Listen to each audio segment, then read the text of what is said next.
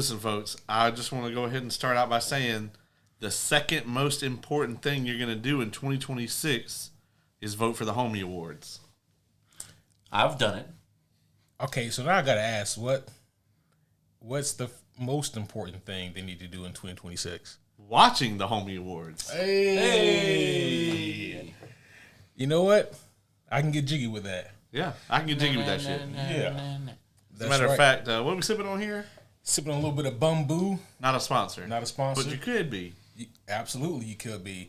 I would love to get lit off your dime every episode. Yeah. I don't know how productive they'd be, but they'd be fun. Yeah, I mean, if you guys want to have give a us lot of fun. Mm-hmm. Yeah, if you guys want to give us money, we'll drink this shit every episode. Mm-hmm. Yeah, let's do it. I'll mix it with some Pepsi so Madam Web can't get us. Yeah. Then we got protection and litness. Yeah. Come on. But yes, homies, the Homie Award is upon us, and voting is now live. As a matter of fact, I will put a link right here, so or somewhere in this vicinity, probably here. But check it out, and it is only, I think, 18 total categories, 17 or 18. Only takes you a few minutes to complete. And doing so is how you make the Homie Award so special. I want an even bigger turnout than last year. So go ahead, cast your votes. I have not peeked yet to see what they're looking like, but I'm very curious to do so to see where everything is at. And so you guys can go ahead now and put your votes in for the Homie Awards. What you think was the best superhero movie? What was the worst? Best action? Best score? Best music? Best visual effects? And then what about the TV shows? There were 9 superhero TV shows for the year 2025. There were only 4 movies, so they got put into all categories, but there were 9 TV shows. So there's a lot that you guys can go vote for, a lot that you guys have watched.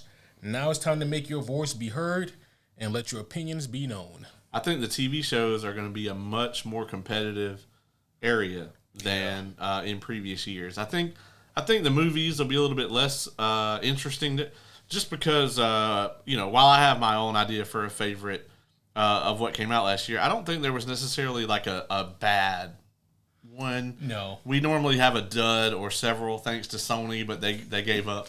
So.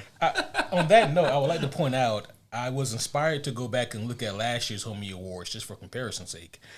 And we had 6 movies last year, 6 superhero movies last year.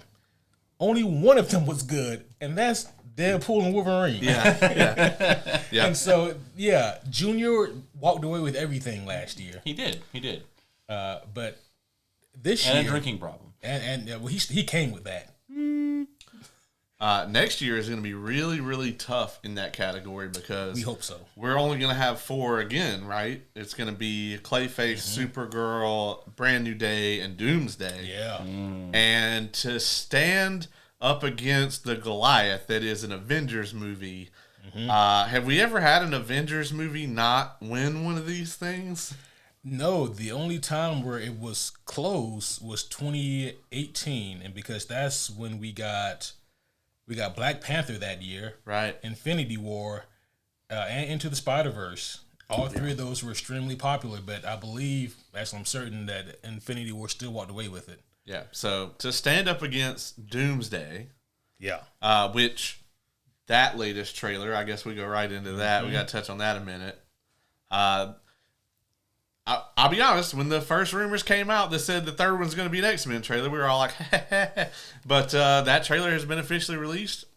We knew last week that it was an X-Men trailer, but we've now got to see it in all of its crisp fidelity. And I got to be honest, I'm very impressed with Cyclops. I am so curious as to what destroyed the X-Mansion and the X-Men this time. And I will say, as a lifelong Cyclops hater, this is actually a pretty dope scene. Yeah. So it's very cool. It's almost like someone somewhere realized, hey, Cyclops isn't really, he's actually a lot cooler than this. So we can... Do you think, and this is the question I think that's on all the minds of all the super nerds, will they give us a To Me, My X-Men here, or will we get blue balls like we did with Avengers Assemble, and we gotta wait till like Avengers 9 or whatever for that?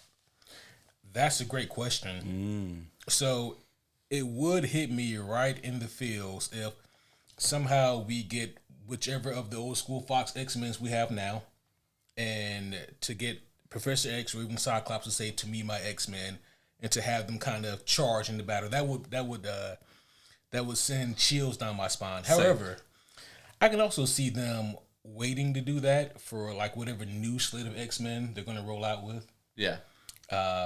Will it hit the same? They'd have to build it up just like they did with Cap saying Avengers Assemble. Yeah. Yeah.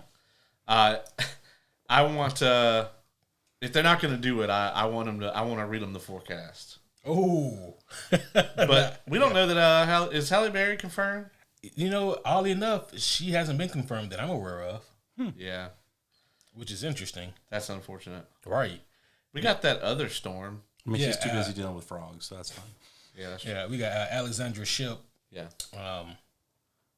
Which, I mean, I like they went with like the Mohawk look for her. And I think it was Apocalypse. The writing just wasn't there for that character. Oh my gosh, for anybody. Yeah, her portrayal wasn't the problem, but Yeah. listen, if you got Oscar Isaac in your movie and you can't make something out of it, he's not the problem. Yeah. Yeah. Come on, yeah. let's get it together. And I do mean that for every Oscar Isaac movie.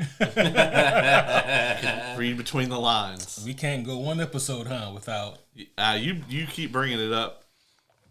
I'm Not this time. Okay. Not this time. But the last two times. All right, I'll accept that.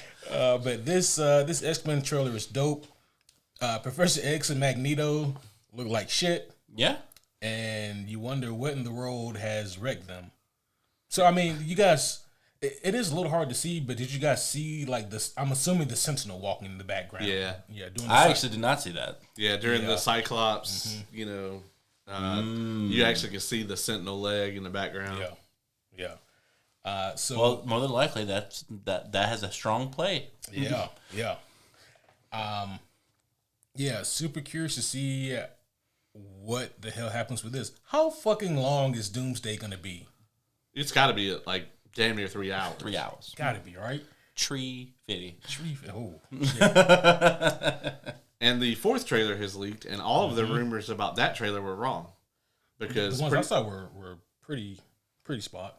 Oh, okay. Most of the ones I saw said that the fourth trailer, rather, the final trailer, was going to be more of a generic trailer for the film. And that's not what it is, actually, at all. We know now that it is actually a Wakandan / it's really a Shuri and Namor trailer, but then there is also additionally, Okoye is in it. M'Baku, which Ben Grimm, and then Ben Grimm is in it. There's like a M'Baku and Ben Grimm scene. I'm gonna wait for the official trailer drop, but yeah. But I'll be honest, this one looked a lot better than all the other leaked trailers. Yeah, it really did. Like somebody got like a real nice cam of it. And hats off to the people who are suffering through Avatar: Fire and Ash to capture these trailers. Right. So that trailer is interesting.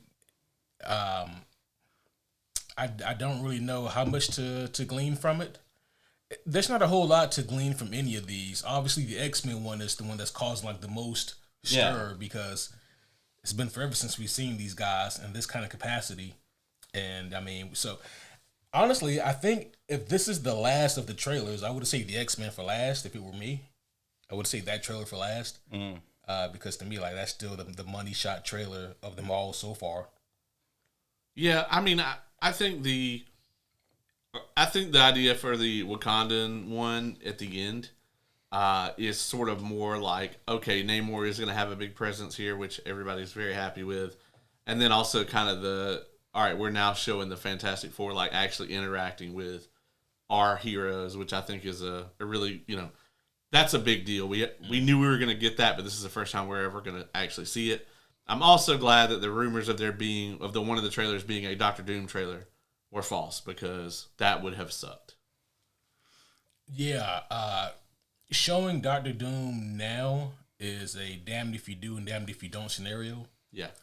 Because if you do show Doom and it's bad, then people are gonna shit on this movie and trash it a whole damn near calendar year before it comes out. Yeah. And even if it's good, even if it's a good trailer, people are going to theorize and they're going to work themselves into a shoot. And, they're going to hype it up to be something. And then when it turns out to be something different, even if that different thing is still good, they're going to shit on it. I feel like this isn't the last time that's going to come up tonight. Yeah, like it seems very much like on brand for this episode. I don't know what you guys could possibly be talking about. So, I don't know when we're going to get like the first actual full cut put together trailer. Again, I still assume maybe the Super Bowl. That's always a good, dependable spot. Yeah. So, yeah, we'll see. I am curious about that for sure. If it was me, I wouldn't show Doom not 1 second. Like, wait for the movie. Yeah. Yeah. Like, honestly, if anything, if we're going to do something like that, it needs to be like this, like, not even a silhouette shot, but like kind of like part of his cape is just draped in front of the camera or some shit like that. It needs to be something so vague that, if they're going to do it at all. Yeah. So I'm going to ask this question probably 17 more times between now and the actual premiere of Avengers Doomsday. But what do you guys think the plot for the movie is going to be? Because we still really don't know. I think, so best guess for me, I think that Steve Rogers going back in time and then having the kid is going to be a huge dent to the timeline in some way, shape, or form. Might even be what causes the incursions to start. Obviously, I think that Tom Hiddleston's Loki is going to have a pretty central role in this in some way. I think at a bare minimum, we're going to get a reunion between him and Thor, obviously. So, yeah, there's a lot, man. There's really a lot here that's kind of in the mix, like different points they need to touch on. But I think that the central theme is going to be around Cap going back in time and what the effects of him doing that has on the timeline and possibly on the multiverse, Because I think just him going back to where he was like originally going to be or whatever probably wouldn't have caused this huge thing. But like in the, the theme of like the sacred timeline or whatever, Cap isn't supposed to go back. Yeah. He used the Infinity Stones to do that. And not even this universe's Infinity Stones, a different universe's Infinity Stone. So yeah, it's problematic as far as that goes. And so then for him to also then have a kid and like produce a whole person that was not ever supposed to exist, I think that could even be Doctor Doom if they want to do something crazy like that. But I doubt they will. My prediction is wibbly wobbly, timey wimey stuff. See, here's the thing. Both of you are probably right. And I also hope that both of you are not right, but both of you are probably right. I really don't want them to play off any more of the time shenanigans. Yeah. I give it a break in Endgame because I think the movie is tremendous, but it's still messy. It is messy. Yeah. And so it's hard to unmessy time travel by adding more context. And it worked in Loki season 2 pretty well. It did, but thankfully they stayed away mostly from the time travel that was in in the Avengers movies. I mean, it's also like I have a strong feeling that obviously multiverse stuff is going to be happening with the obviously the Fantastic Four was not part of the MCU until they showed up at the end of Thunderbolts. But with a Z. So there's a strong possibility the Cap that we see is not necessarily the Cap that went back in time, but a Cap from a different universe. Could be. That has had a kid in his own universe. Here's the thing, what you said, Oz. What you said is actually really intelligent, and that's the problem because moviegoers have proven that the casual audience has proven. You can look online and just look at some of these theories and questions. A lot of them are really dumb. Yeah. Whatever it is, like I know they're going to have to boil it down real hard so that people can get it. I'm already gonna hate some of the exposition in this movie. I already know it. Yeah. I'm bracing for it 11 months in advance. Yeah. Yeah. I think it would be cool if maybe I like the idea of the incursions being the catalyst for why and how all of this starts. I think it should be the Fantastic Four's fault. You sent Galactus somewhere else you don't even fucking know, and now he's eating planets in a whole nother realm. Yeah, and I think now that they're just trying to clean it up. That's why they're like, doing their whole thing. Yeah. So it's technically the surfer that did that. Well, the surfer needed somewhere to knock his ass into. That's true. And so he knocked him into the MCU. Got it. You guys think Galactus will be in the movie? I think it would be cool if. So I think for Secret Wars, definitely. I'm gonna go ahead and put my stake in there now. I think that maybe he's talked about in Doomsday, and then maybe we get a glimpse of him. Yeah, I think that'd be cool. Like maybe he's sitting on his massive planet eating machine. Or hell, maybe Doom, in his mind, he's trying to acquire this power so that he can stop Galactus in his own self-righteous way. I mean, that makes sense too. Yeah, I could see it. But I guess because so the mini universes theory kind of has to have more of a happen anyway because of they got RDJ to play Doom, which we all know, which would be is going to be. I really look forward to that scene between that Doom and Cap because you know what's coming. Yeah. Also with Spider-Man. Oh yeah. So again, I agree with you guys say to a degree. To a degree, I hope it doesn't happen because I don't want this to be about who you look like because, hell, the mask should stay on for most of this damn movie. I want it to be about him being Doom, not who he used to be. Yeah, but how him looking exactly like Tony Stark has to be a major plot point. It just has to be. And I hate that because and you don't get him for that if you're not going to do it. I know, and from day one I've said I've hated that because Doom is enough of a character. We don't need to rely on, man, you look just like Mr. Stark. I agree. But that's where we live in. I know. Yeah. I think if you get RDJ to play him and you don't do that, that's the worst. Like, I mean, in my opinion, I wouldn't have got RDJ. Yeah. At all. But if you're going to get him, you have to address it. You can't not. Yeah, it can't be just this elephant in the room that never gets talked about. Yeah, like the Thor crying scene. Oh my God. Exactly, I agree. Yeah, exactly. You don't put it out there. It's not very often that Caleb and I agree on stuff. And this is one that him and I are very much on the same page on. It's not very often that I said I hope you guys are wrong so many times. You don't set that shit up if you're not going to pay it off. Jesus Christ.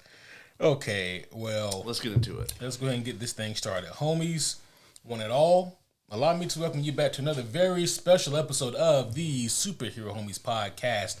My name is Quentin, and as always, I'm here with the world's greatest co-host. I'm referring to the homie Caleb. That's right. I'm using my co-host powers to cook up my own categories for the Homie Awards. You guys are really going to love them this year. Can't wait.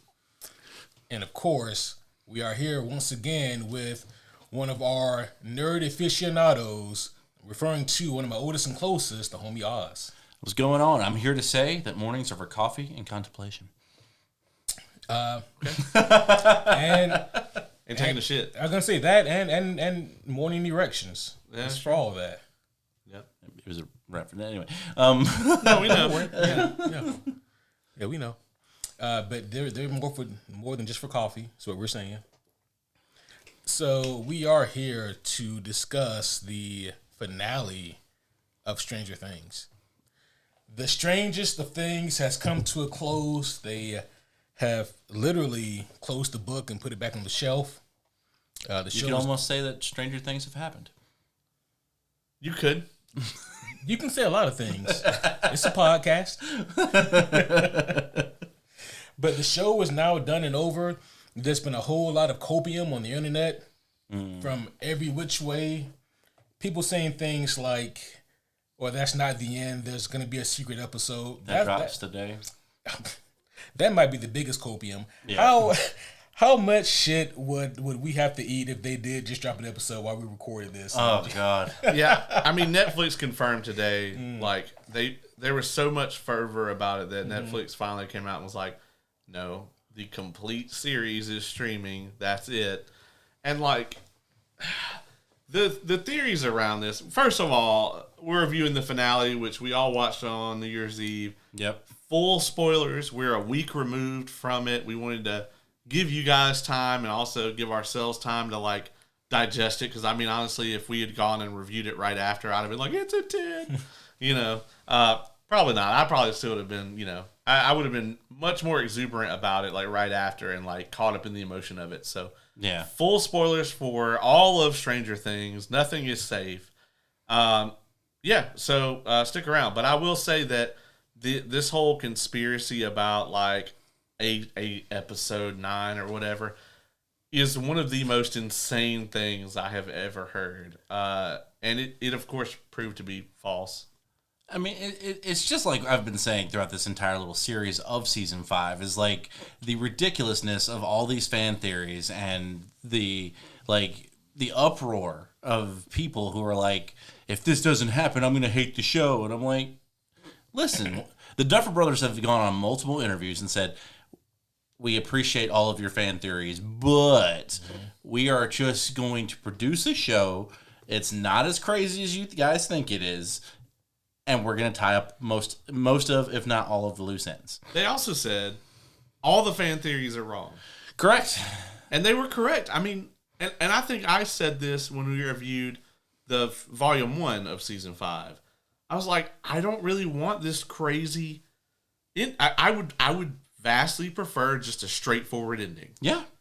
You know, I think I even made a Return of the King reference in that. I was like, I would want something like that. Yeah. You know, Give me my tied up. like, what would I Nice and want? tidy. Do I want something to like completely fucking blow my mind? Sure.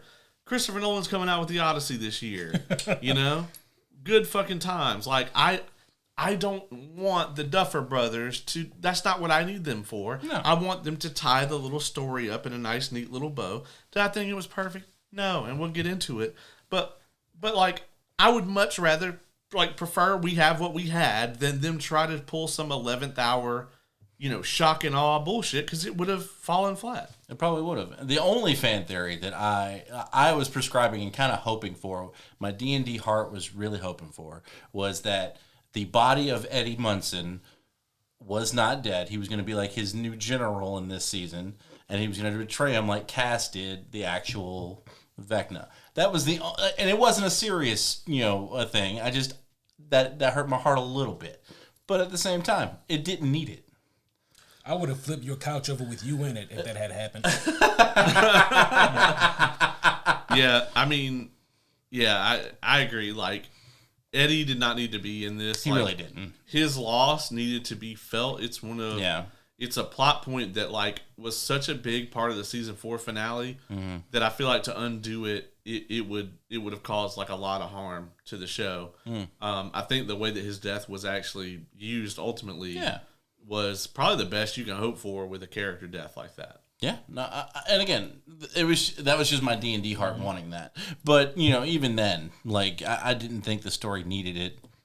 Not really, at least. You know, I am admittedly of two minds when it comes to the Duffers and how they handle death in this series. Because on one hand, I think that they handle death tremendously when they do it. It's just sometimes you could make the argument that when the stakes are really high, they don't do it maybe enough or at the right moments. But I look at when they killed, what's her name, Beth? What's her name? Barbara. Barb. Yeah. Man, we really didn't know Barb that much, but she resonated with people. And when she died, it was like, wow. Hashtag justice for Barb. Yeah. Yep. What was Sean Austin's character's name? Bob. Bob. Yeah. Okay. Yeah, Bob worked at Radio Shack back when that was a real job. Yeah, back when it was a real proud job too. Yeah, probably like could afford a house, right? And 2 cars, right. At Radio Shack. Yeah. When he died, it hits. Yeah, it hit. In season 3, I will say the death of Alexi didn't really get me. Well, it was Alexi, but it was also Billy's is the death that got me in that one. Yeah. Because Billy had this very tragic death. Yeah. He was a character that we didn't care about. That a lot of us probably hated. He was a shitbag. But I definitely hated him. But he didn't deserve what happened to him. No. And by the time it was all said and done with, like, we cared because Max cared. Yeah. You know? That's true. I will say, yeah, I agree that the Alexei death didn't really get me as much. So, and then of course Eddie. I feel like to a degree you can make the argument that the deaths kind of build upon each other in terms of like the big major deaths that happen throughout the series. yeah. And for that, I always have to give the Duffers kudos because to introduce these characters who, with the exception of Billy, they were all in just one contained season. You know, to have people feel that kind of way about those characters is pretty outstanding. And you know, and then to have those characters die and have people resonate with them so much is pretty cool thing to do with your storytelling. But yeah, so there's a lot that we can get into here with this season finale. Where would we like to start? Let me just go ahead and say the internet discourse about this episode overall, or really season 5 in general, is one of the dumbest things I think I've ever seen. And that's a high bar on the internet.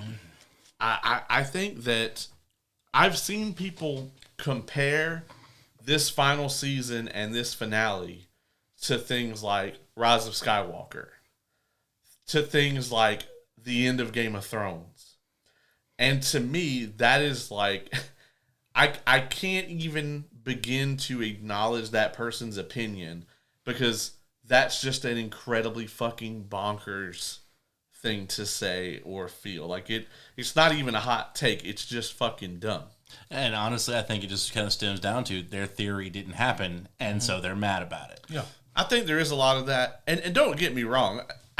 Netflix and the Duffers, like they didn't foster an environment where it was unlikely for this to happen. Yeah. The incredibly long gap in between the seasons. Yeah. I mean, I think we waited, 3 years for this? Yeah. We did. And when you have a 3-year wait for something, I mean, think about the wait from Infinity War to Endgame. 1 year. Yep. And that felt excruciating for people who were left hanging by that. Yeah. They left us hanging 3 fucking years ago with season 4, with all the stuff that happened in season 4 and this big build up for the final season. With that much anticipation and that much production time and all this, it was going to be very, very hard for anything they put out to meet those expectations. Correct. And that's not me letting them off the hook and just saying, oh, you can do whatever you want. But I'm just saying, like, they created an environment where the expectations were going to, like, supersede whatever they released no matter what. Agreed, yeah. You know, the onus is still on them to come out with a great product. I don't think in the world of TV finales, I don't feel like it was... I think it's probably somewhere in the middle, you know? I don't think it's awful. Mm-hmm. I wouldn't put it up there with, like, The Shield as, like, one of the greats. Yeah. But... You know, like... So I guess speaking in broad strokes of how I felt about the ending of this show, again, I'm kind of two minds. On one hand, I think that the emotional payoff of this show was top notch. Yeah. If their goal was primarily we want you to feel something about these characters. We want you to remember why you love these characters in the first place. We want you to resonate with them and their adventures and where they're going and what they're doing. If that was their goal, they 1,000% succeeded, I think. On the other hand, though, unfortunately, we are critics. If you look at this, and if you look at how some of the things in the story plays out, if you look at just some of the broader strokes of the finale, sans that last 30 minutes, it's good, but it's not like it's mind-blowing television. It's good. It's a vehicle to get us to the last 30 minutes. Yeah. I think the production value is there. I think it's incredibly well produced. It's very clear that it costs a lot of money. Why is Dimension X? Is that just Mars? Right? Yeah. Right. Huh? There's so many questions. I will add too that this is a show that started as horror and graduated more and more into high fantasy the longer it went. And I think that that's also a separation of what you see online. Is I think you have people who started watching this show thinking this is a horror series, and season 1 very much was. 100%, yeah. And so I think you have people who were like horror fans and like, oh, I want to watch this horror series. And then as it went on, it just steamrolled a bunch of fucking nerds. Not to say you can't like both things, but I think if you got into this and wanted to watch it because from a I like horror perspective, I think that camp tends to have one set of feelings about it, and then I think the nerdy D&D people that watch it tend to have a more positive view of it because that's how it played out. It very much played out the way a D&D campaign does. The DM had this big bad. He thought it was going to take the players a lot longer to kill it. It didn't. I feel that to my core. And then after they just, kind of unceremoniously trounce this fucking guy, then you get to have all the cool character moments and everything. I will say this episode actually got. I know in the first 2 volumes, I felt like there's quite a few characters that fell a lot more flat this season than they have in the previous seasons. Hopper, 11. I will give it to them. They have upped the ante, in my opinion, in this episode for those characters. But I still feel like overall, I could have done with a little more emotion out of all of them. Like at the end of each season, I felt very moved in some way. I'm either crying in some way, especially season 4, my favorite season still. When Eddie died, everything that Dustin was feeling, I felt. And, I was crying. This season, I only teared up twice. And, don't get me wrong, those were very good scenes. I felt like it's a little more disconnected than previous seasons. Maybe because they're wrapping things up. I don't know. I thought that the emotions in the finale are really good. I didn't have any where I was teared up like I did in volume 2. Right. But I did have a lot of scenes that really hit me. Them putting the notebooks up. Yeah, that was good. And kind of watching them pass it on to the next generation. I really enjoyed that scene a lot. It got me right in the feels. We were talking about this earlier. Fucking dipshit Derek is going to be the worst person to play D&D with. God. Honestly, I think it's going to be Holly's best friend that's going to be the worst. Because she's like, you told me this wasn't going to be nerdy. It's super nerdy. I'm like... No, see, that's the person that's going to think it's lame and even tell their friends that it's lame, but they're going to keep going. And they're going to love it. Yeah. And they're going to love it, yeah. So, Ace. No, I'm just... Yeah. Yeah, dipshit Derek's going to be the dude who argues with the DM for 30 minutes in the middle of the session. Holly's going to end up kicking him off the table. This is a dipshit. Race human class dipshit. But I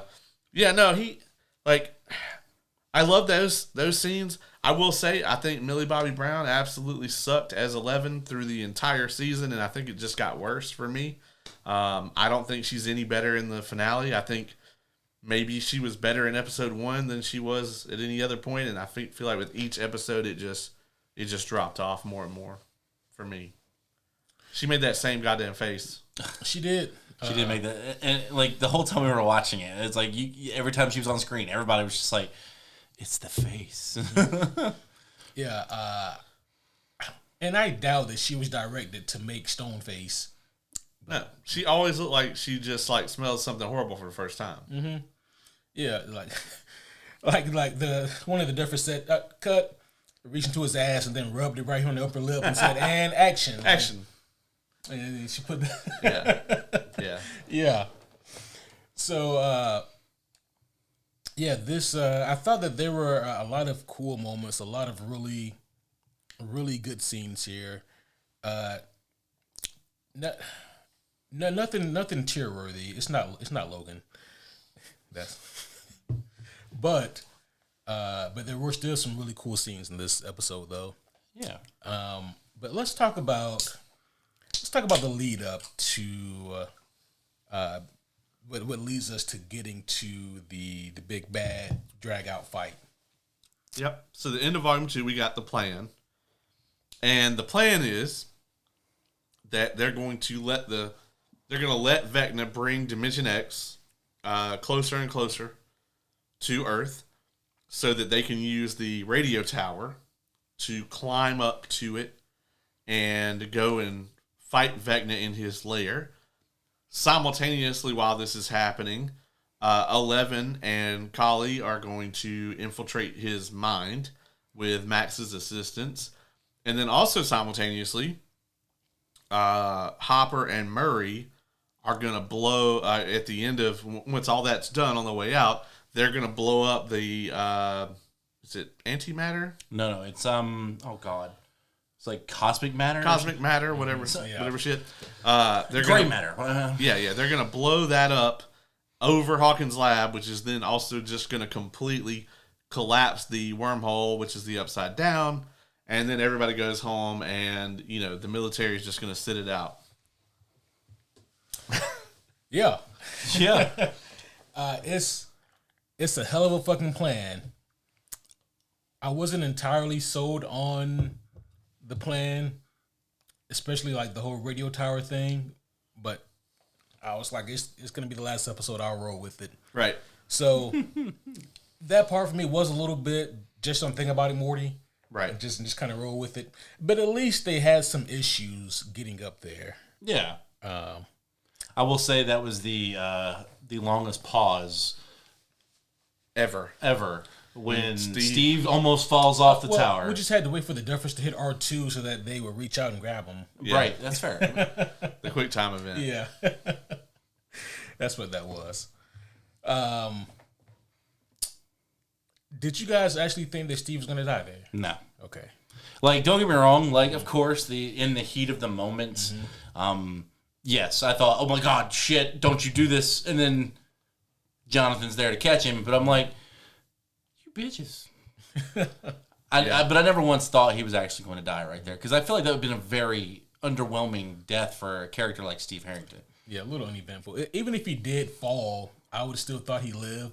Yeah. You know, like, oh, he landed on something, L or some other telekinetic person. Assassin's Creed, ball of hay. Right. Upside down. Honestly, like, if he did fall, I would think he would actually just kind of hit towards the bottom. Like, he'd probably slow his descent by hitting rungs and shit. And, like, yes, he'd be maimed very badly. But ultimately, he'd still live if he did fall. I mean, he got plot armor, so he'd have been fine. Yeah. Yeah. So, hell of a Hail Mary, I guess is what I can say in terms of that plan. But it relied on a lot of things working simultaneously. I am grateful that at least the plan had issues. Yeah. Yeah. So with Team L, her and Kali and Max, we see them, you know, going in stealth mode here. And this was interesting, right? So we have Hopper, at least at this point, he's protecting L as she's in the tank. And she goes on to with Kali, and then we get Max. I mean, Max, she knew that, you know, she was going to be part of the plan.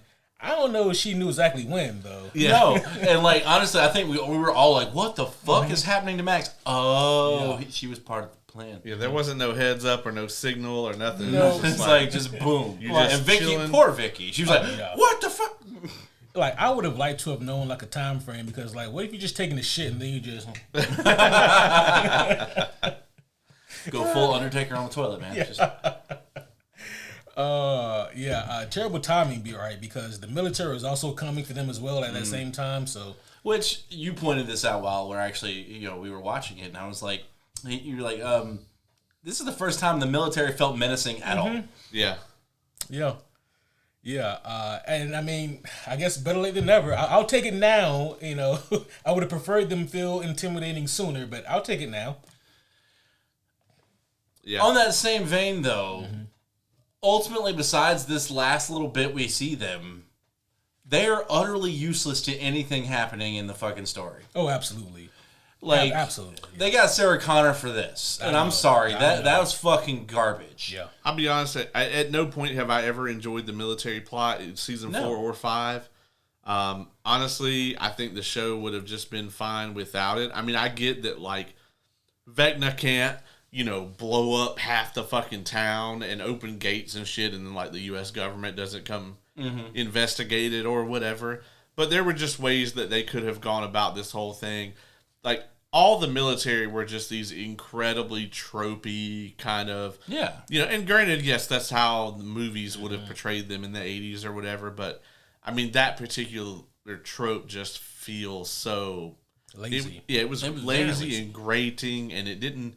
You know, from jump, it was never going to have a satisfying resolution. You know like, what I mean? The closest thing to a satisfying anything with this is when Hopper was fighting in Volume 1. Yeah, Volume 1. That was the closest thing to satisfying for this whole thing, and I still hated it.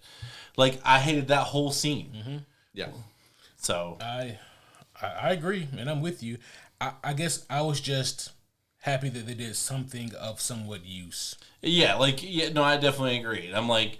And also, like, they just kind of, like, wrote off Erica and Mr. Clark right off the rap. Yeah, they did. I'm like, Like, come on now. Like, well, you can't spell America without Erica, and fucking Mr. Clark is the GOAT. Why the fuck would you put them on the sidelines at, I'm not saying they need to be front and center. Mm-hmm. I'm just saying they need to have a little more of a significance to the end of this show. Yeah, they wrecked them instantly. Yeah, it was so stupid. I was like, man, this is the worst place they could pull up on right now. Because these two ain't about to do shit. Well, we'll definitely talk more about this later, but the military also decided to just fuck off. Yeah. Yeah, they were like, oh, man, there's some crazy shit going on in there. They even read the plan on this overhead projector. Yeah. We're going to hang out here. Yeah, we'll hang out here. And then, like, I'm talking about even after that, they're like, oh, we didn't get the girl. Oh, well, pack it up. Yeah, and that's like, I mean, we're jumping around here, but they are the biggest plot hole, too, where it's just like, you know, Nancy and Hopper both fucking killed them.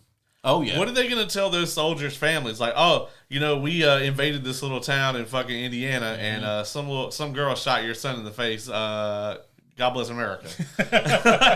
Right. Yeah. God, honestly, yeah, like the weakest part of this entire story for me, minus the Mike and 11 stuff, has been the military. Yeah, absolutely. I think we all agree that they could have like made the material more dense and more focused had they taken the military stuff out and maybe just replaced it with something more streamlined, something more easier to handle. I don't know. Like, we did not need we did not need the female Dr. Brenner. We didn't. Like, and it was a watered-down version of Dr. Brenner at the same time. It's a shame you get Linda Hamilton, who can do whatever you need her to do, especially in a role like this, and you don't give her anything. And I love how, like, the big bad general from season 4 just kind of gets like he got burned by Vecna, and he doesn't come back to have his 80s action flick moment where he's the you think he's dead, and then comes back and no, we don't get the Hans Gruber moment. Well, sorry, Carl. There you go. Yeah. I mean, there really should have been a scenario where they should have had, like, I think to me, if they were going to do something like this, is they still had Dr. Owens. So I think it would have been the other way around. I would have had the military dude kind of like have Owens kind of like working at gunpoint kind of thing. Yeah. Like, oh, yeah, you figure this shit out, whatever.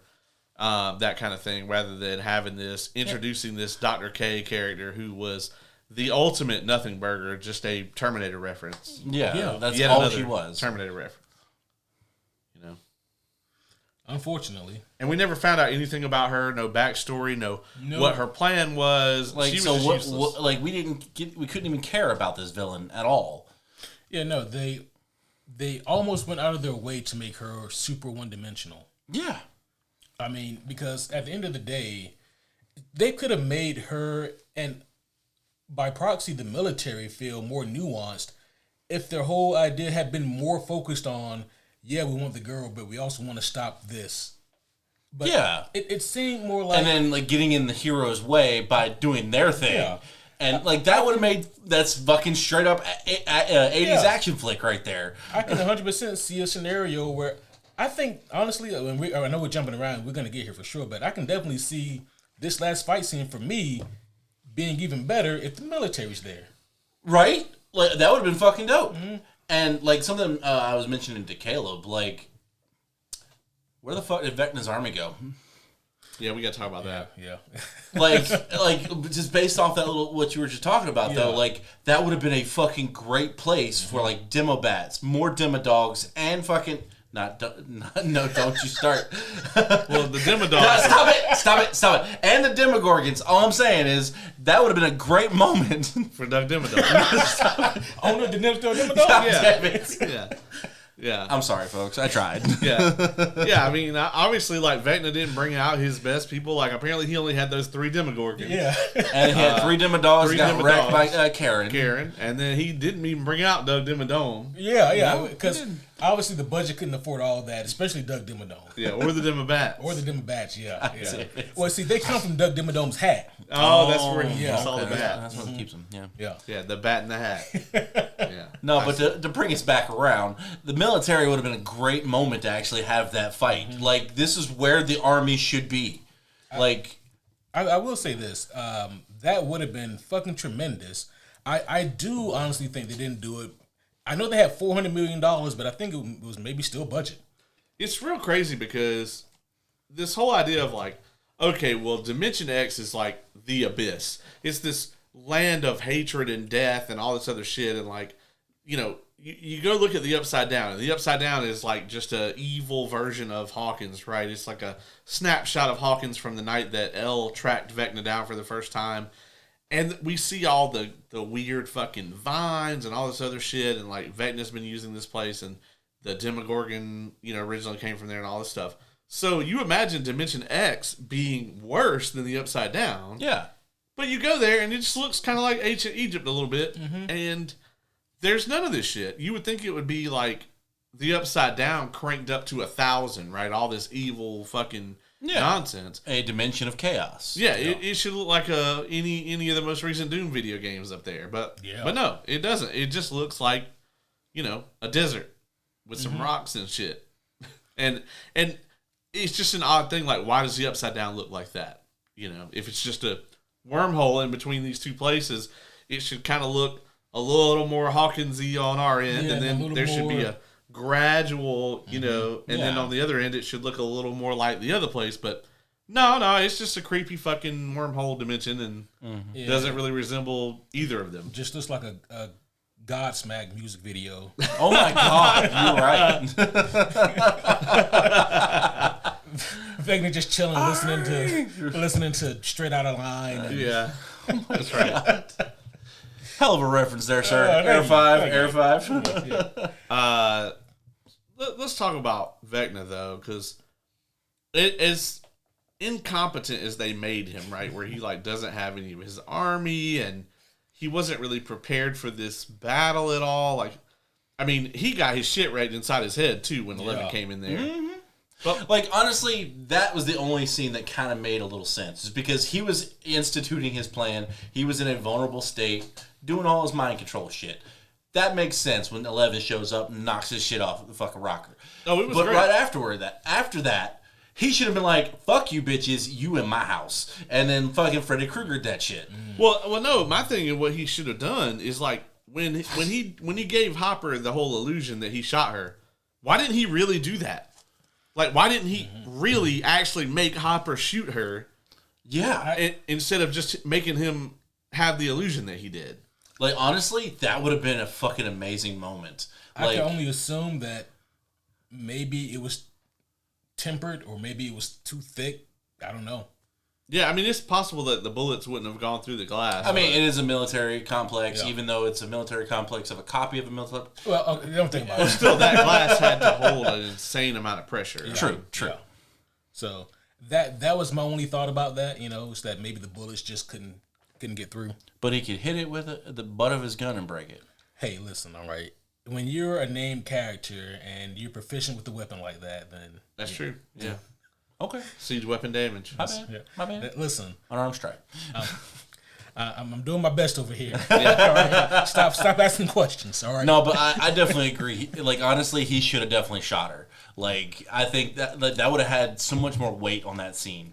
Yeah, it would have been real like weight. Obviously because they needed her for the end. They weren't going to be able to kill her right there.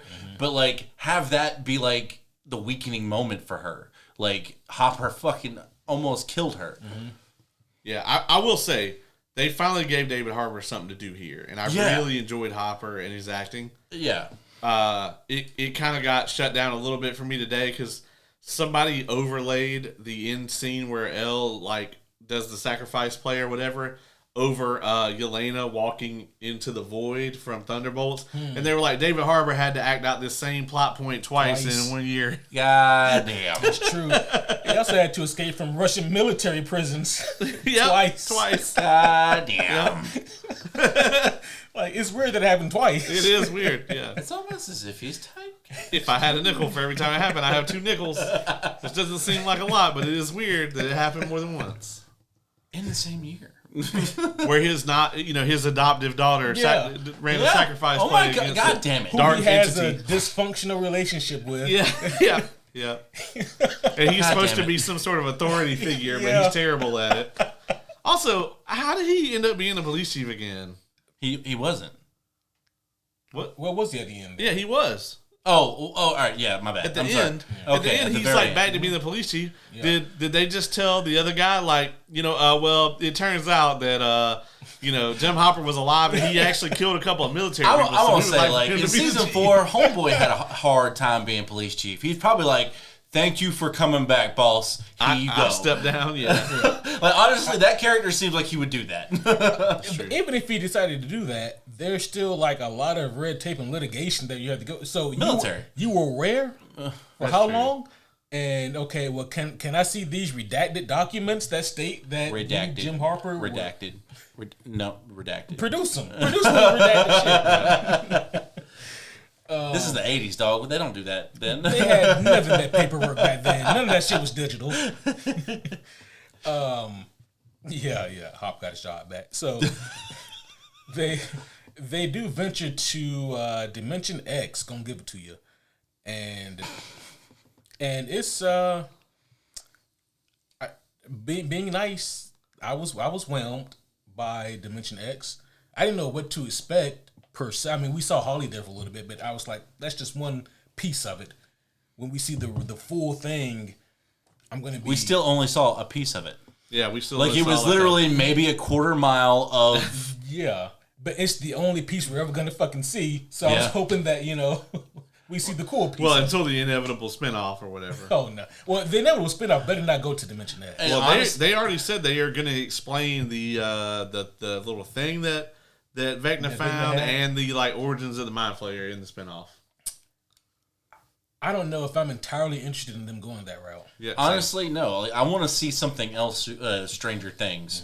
Mm-hmm. I don't need more explanation. Give me an Easter egg, sure, but do not give me a whole fucking story about it. I want Montauk, damn it! I want the Joyce and Hopper spinoff where they move honestly, to Montauk. No, fuck that. I want to see a fucking spinoff with fucking Nancy. I want to see her being a fucking ace reporter finding strange shit to report about. You're gonna get that. Is that right? There's is it a graphic novel? Oh yeah, they are doing a comic book, right? Yeah, they're doing a graphic novel of exactly that. Okay, fuck yeah. Then I'm happy. I don't need any more. They're also doing a animated that takes place between 2 and 3. I believe so. Yeah. Animated show, but it takes place between 2 and 3. I don't need that, but okay. Yeah. Yep, same. But it's just gonna be it's like Rogue One. I didn't need that either, but I'm glad I did. Rogue One is retroactively way better now because of Andor. I'm not saying it's not. I'm just saying when it came out, I didn't need it. Yeah, we didn't need it in 2015. Because it explains one thing from episode 4. One. That was it. Yeah. How they got the Death Star plans? No. Well, yes, but not that. I didn't need that. It's why there was a vent hole that was no bigger than 2 meters wide. It's because this fucker put it in there. Yeah. Intentionally. That was the whole reason. But we had to get Cassian Andor. Anyway. George Lucas is such a genius. He was like, they're not going to get it now, but 45 years from now. Yeah, you guys weren't ready for that one, but your kids are going to love it. Probably your grandkids. Oh, shit. So they get to Dimension X, going to give it to you, and it's a little barren. But you know what? In the moment, though, I was thinking, okay, it doesn't look like much, but I'm sure that the rest of this budget went somewhere, and it did. Yeah. It went to a giant Went to giant goddamn John Peters. Listen, guys, just because of who Wild we Wild are, West Spider. who we are and things we know, when they fought a giant spider at the end, that's all we could think about. Is that John Peters... So we're going to fight a big-ass spider. Yeah, he's got to fight a giant spider at the end. I was like, motherfucker. I'll be damned. And then, like, it's hilarious, right? If you go through the credits at the end of the episode, and you're like, and John Peters, like, God damn it. I will say that the CGI on the Mind Flayer was amazing. Mm-hmm. Yeah. That's where all the money went. Absolutely. Yeah. So I guess, and this may be just me looking too much into it, but like, I thought the Mind Flayer was a big ball of smoke. You mean what it's supposed to look like? Yeah. Yeah, I mean, that's how we've seen it previously, but I guess we've never seen it Well, like that's this. the first time we see it is when Vecna goes into Dimension X and he sees it and forms it into the spider. Where does this flesh monster come from? Or That's rock the original monster? creature that called out to him. Yeah. Okay. That's the original creature, and the version that was in the upside down was basically like I guess a projection of it. Sure. I will say I called that shit where I think it was the end of Volume 2 when we see Holly, do her whole thing.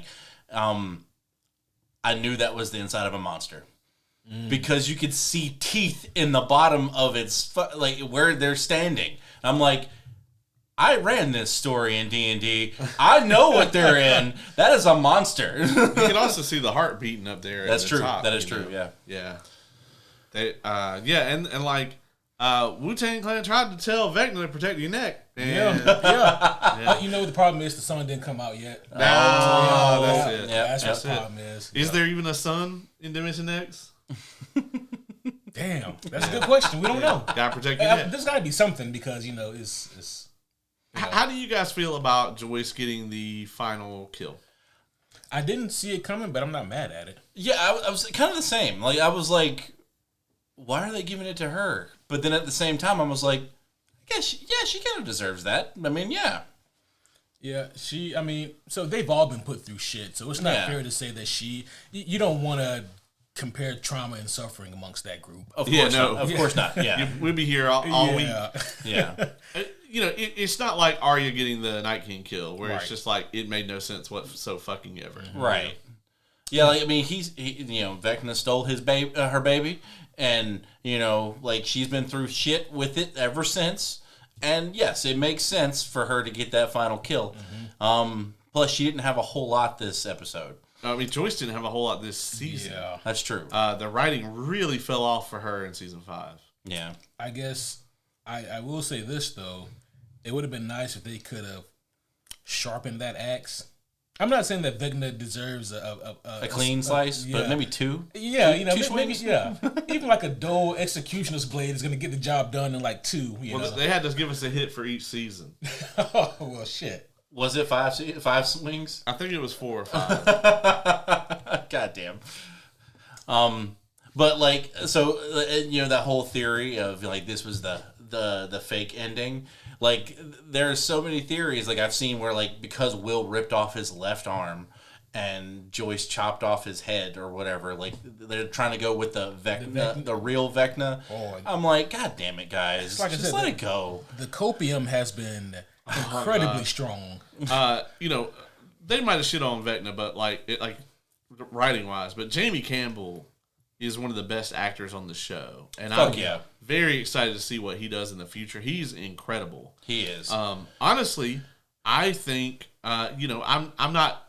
This is gonna come off like I'm just looking for a way to shit on Bill Skarsgård, but I think he would have been an incredible Pennywise. Actually, Oh my God, yeah. yeah. So Someone suggested him for like the next Scarecrow Batman movie. Ooh, That would be fuck yeah. honestly, I could even see him as Riddler. I think he'd make a good Riddler. I can dig that. Because some of the depictions of Edward Nygma is like he's a very gaunt kind of the very spindly figure. yeah. Riddle me this, Batman. Yeah, man, that'd be creepy as shit. I mean, unfortunately, we have to wait a while because like they just did Riddler. Yeah. I mean, I think that he did an incredible job acting. we all loved the moment where they kind of teased that they were going to humanize Vecna and try to do this face turn bullshit. Like I could like feel the tension that was building on that side of the couch with us. We were like, "Don't you fucking do this!" I was this close to just disconnecting from the show. I was like, "No." Will was like, "It wasn't you. It was always him." And Vecna was like, "No, dog. Like I worked for this motherfucker because I want to. Like we're partners. I chose Fuck him." y'all. Exactly. That's like the equivalent of your girl catching you cheating, and she was like, I know that bitch manipulated you. Like, nah, I wanted that shit. Yeah. Yeah. Oh yeah. And if this conversation is over, I'm about to go get it again. Yeah, like no joke. That scene, like even me and Caleb, I don't know if you did or not, but I know me and Caleb were both like, when they revealed it, I was like, good. Yeah. Do not humanize my villain right now. There was all these theories at the end of Volume 1 where they were going to do, Vecna's not the real bad guy. It's been the Mind Flayer the whole time. He was just a victim of the Mind Flayer. No, it's both of them. Yeah, both of them. Both of them. Yeah. It would have just completely... It would have made the whole thing feel flat. Oh, yeah. 100%. They try to do a fourth quarter face turn. No, it's not necessary. And we had this exact same conversation when we discussed Volume 2. Yep. And Volume 1 maybe even. Mm-hmm. So, yeah, I'm so glad that they did that rug pull. Like, Dark Knight Rises is not a great movie, but if, like, after the Talia reveal, Bane would have been like, actually, Batman. Yeah, that would have been... Why don't we save this city together? Yeah, no, Bane goes, today, Batman, the Dark Knight rises. And he helps him up. No. And then we just all walk out of the theater together. I would have saved a bunch of money because I definitely would have gone back to see that shit again. Would have never seen how it ended. No. I would have missed that bullshit worst death scene in the history of cinema. Oh, God. I can't believe. All right, anyway, we don't have to talk about that. We'll go for 30 minutes on that. Oh, shit. for sure. Again. Yeah. We've talked at length about that death scene and how it's just the worst possible thing in the history of ever. What you guys think of the Vecna and L fight? I actually really enjoyed that. Like the visuals were really nice. I do feel that plot armor. Like she definitely got more hits in than she should have, in my opinion. I think she should have struggled a lot more with it. But I did enjoy the action. I enjoyed the action too. Don't get me wrong. I actually thought it was probably the best, like, choreographed style action that this show has maybe ever done. Yeah. However, it just got wrapped up very quickly. Yeah. That, and I expected Vecna to pull out some different tricks. Yeah, it's the same stuff we saw him do in the end of Volume 1. It was like, okay, they're coming. Why the fuck would you not have prepped? Well, I think his contingency was the ginormous spider kaiju. Yeah, that's fair. Which I thought you were really going to hate because you don't like kaiju at all. All right, so not going to lie, I wasn't happy. Like, but because I already knew it existed, it made it a little more easy to swallow for me. Yeah. I didn't quite like... I mean, I know that, like, there's things that are interconnected and tied together. I didn't like how they just beat it. Right. It was very... Like, Lucas was like, yeah, man, we fought this thing before. It's just bigger. I'm like, Yeah, and they're going to beat it the same way they distracted it in Season 3. I'm sorry, no. Yeah. No. Like, sure, have that as a moment, as a throwback, but not make that the turning point. Yeah. Yeah, Nancy staggering the gargantuan creature, I would say. Yeah, Gargantuan. no. Like, I don't give a fuck how much Hunter's Mark, how many Hail of Thorns you got. Bitch, you ain't that powerful of a ranger. Yeah. Right. Yeah, no. This thing was like fucking 8 size categories above her. Oh, right? Yeah. And then it's like, even if those were armor-piercing rounds, I don't believe that you can pierce that thing's hide. Yeah, if it had been like a 50 cal, sure. Yeah. But Yeah, give me that Desert Eagle. Yeah, 100%. I might have seen that, but just a sawed-off shotgun? No. Yeah. And at that range, too, I mean... Right. I'm surprised that maybe it's the noise that it heard, but I was surprised that like it felt anything from that. Right? So yeah, it was. I mean, also like there were just a few don't think about it Morty moments for me here because, like, man, they got up to like the cliff sides real fucking quick. Yeah. Right? Like Nancy should have been done dead. Oh yeah. Yeah, they were not in any way slowed down by difficult terrain, and their running and climbing speed must be exactly the same. Yeah. So. Even like honestly, I think they had haste. For real. Yeah. But again, to our earlier conversation, this would have been a really cool moment for the military to come out. Yeah. If for no other reason to add a little bit more flair to the action and to give the Mind Flayer something to kill. Yeah, and distract this thing because I would love for it to just watch it just fucking roll tanks over and shit. Fuck yeah, that would have been cool as shit. Mm-hmm. And then like have one of them get the final blow on it, but I mean, I see it like maybe a tank gets a lucky shot on a soft spot. Right. Blows a chunk in, and that allows our main cast to do something. Personally, I think it would have been fucking dope to have Steve like get a fucking Dallas moment and just come into the top with that spear. That shit would have been cool as fuck to me. Yeah. But honestly, Steve didn't get a whole hell of a lot in this fight, or even honestly in a lot of the action this season, in my opinion. And honestly, that's kind of what he's built his whole career on in this show. Is he's the fighter. Kids, yeah, he's the fighter. Mm-hmm. True. And I miss his bat. Like he's been using different weapons every season, and I don't like it. I want him to have his great his bat with his nails. You didn't like him and Dustin busting out him and Eddie armor? No, I mean like Dustin 100% should have been wearing that shit. I feel like Steve should have been like, I'll wear the armor, but give me my bat. Man, I might get some hate for this on the internet, but the stuff that Steve said about Eddie was correct. Like when? Like when he said that basically like he got himself killed, he told him not to be a hero, all that stuff. It was not the right time to say it, and it was a rude ass thing to say, but he wasn't wrong. As much as I do love Eddie, I agree. Yeah, I mean it was a like intelligence is not his dump stat. Yeah. No, and like Steve has never really been a liar. Like so, he fully believes this, and like it is true. I love Eddie to death, but honestly, him doing what he did at the end of season 4 was dumb. There was really no benefit for him to do that. Mm-hmm. Yeah, I mean, like he didn't really buy them any extra time fighting bats that had no. Yes, the hive mind is a thing, but killing a handful of bats didn't give them any extra time. Yeah. Yeah, he could have got out through the thing. They could have like put a blanket over that shit. Mm-hmm. Yeah, there's a dozen different things they could have done instead. Mm-hmm. But hey, look on the bright side. Apparently, he killed all the bats there because they ain't here. Yeah. Yeah, ain't none of them. No, Dustin scared them off when he came, like come hobbling over to the dead body. Like, yeah, all the bats are dead. They're all maybe roosting it's because of all the drugs that were probably in Eddie's system. The bats were like too fucked up. Because they did nom them on a little bit. Just saying. Yeah, and Vecna, he did give the Demogorgons PTO unlimited, so they I hear the dental plan is great too, which is good for them because they got like 6,000. Yeah, those are getting work done.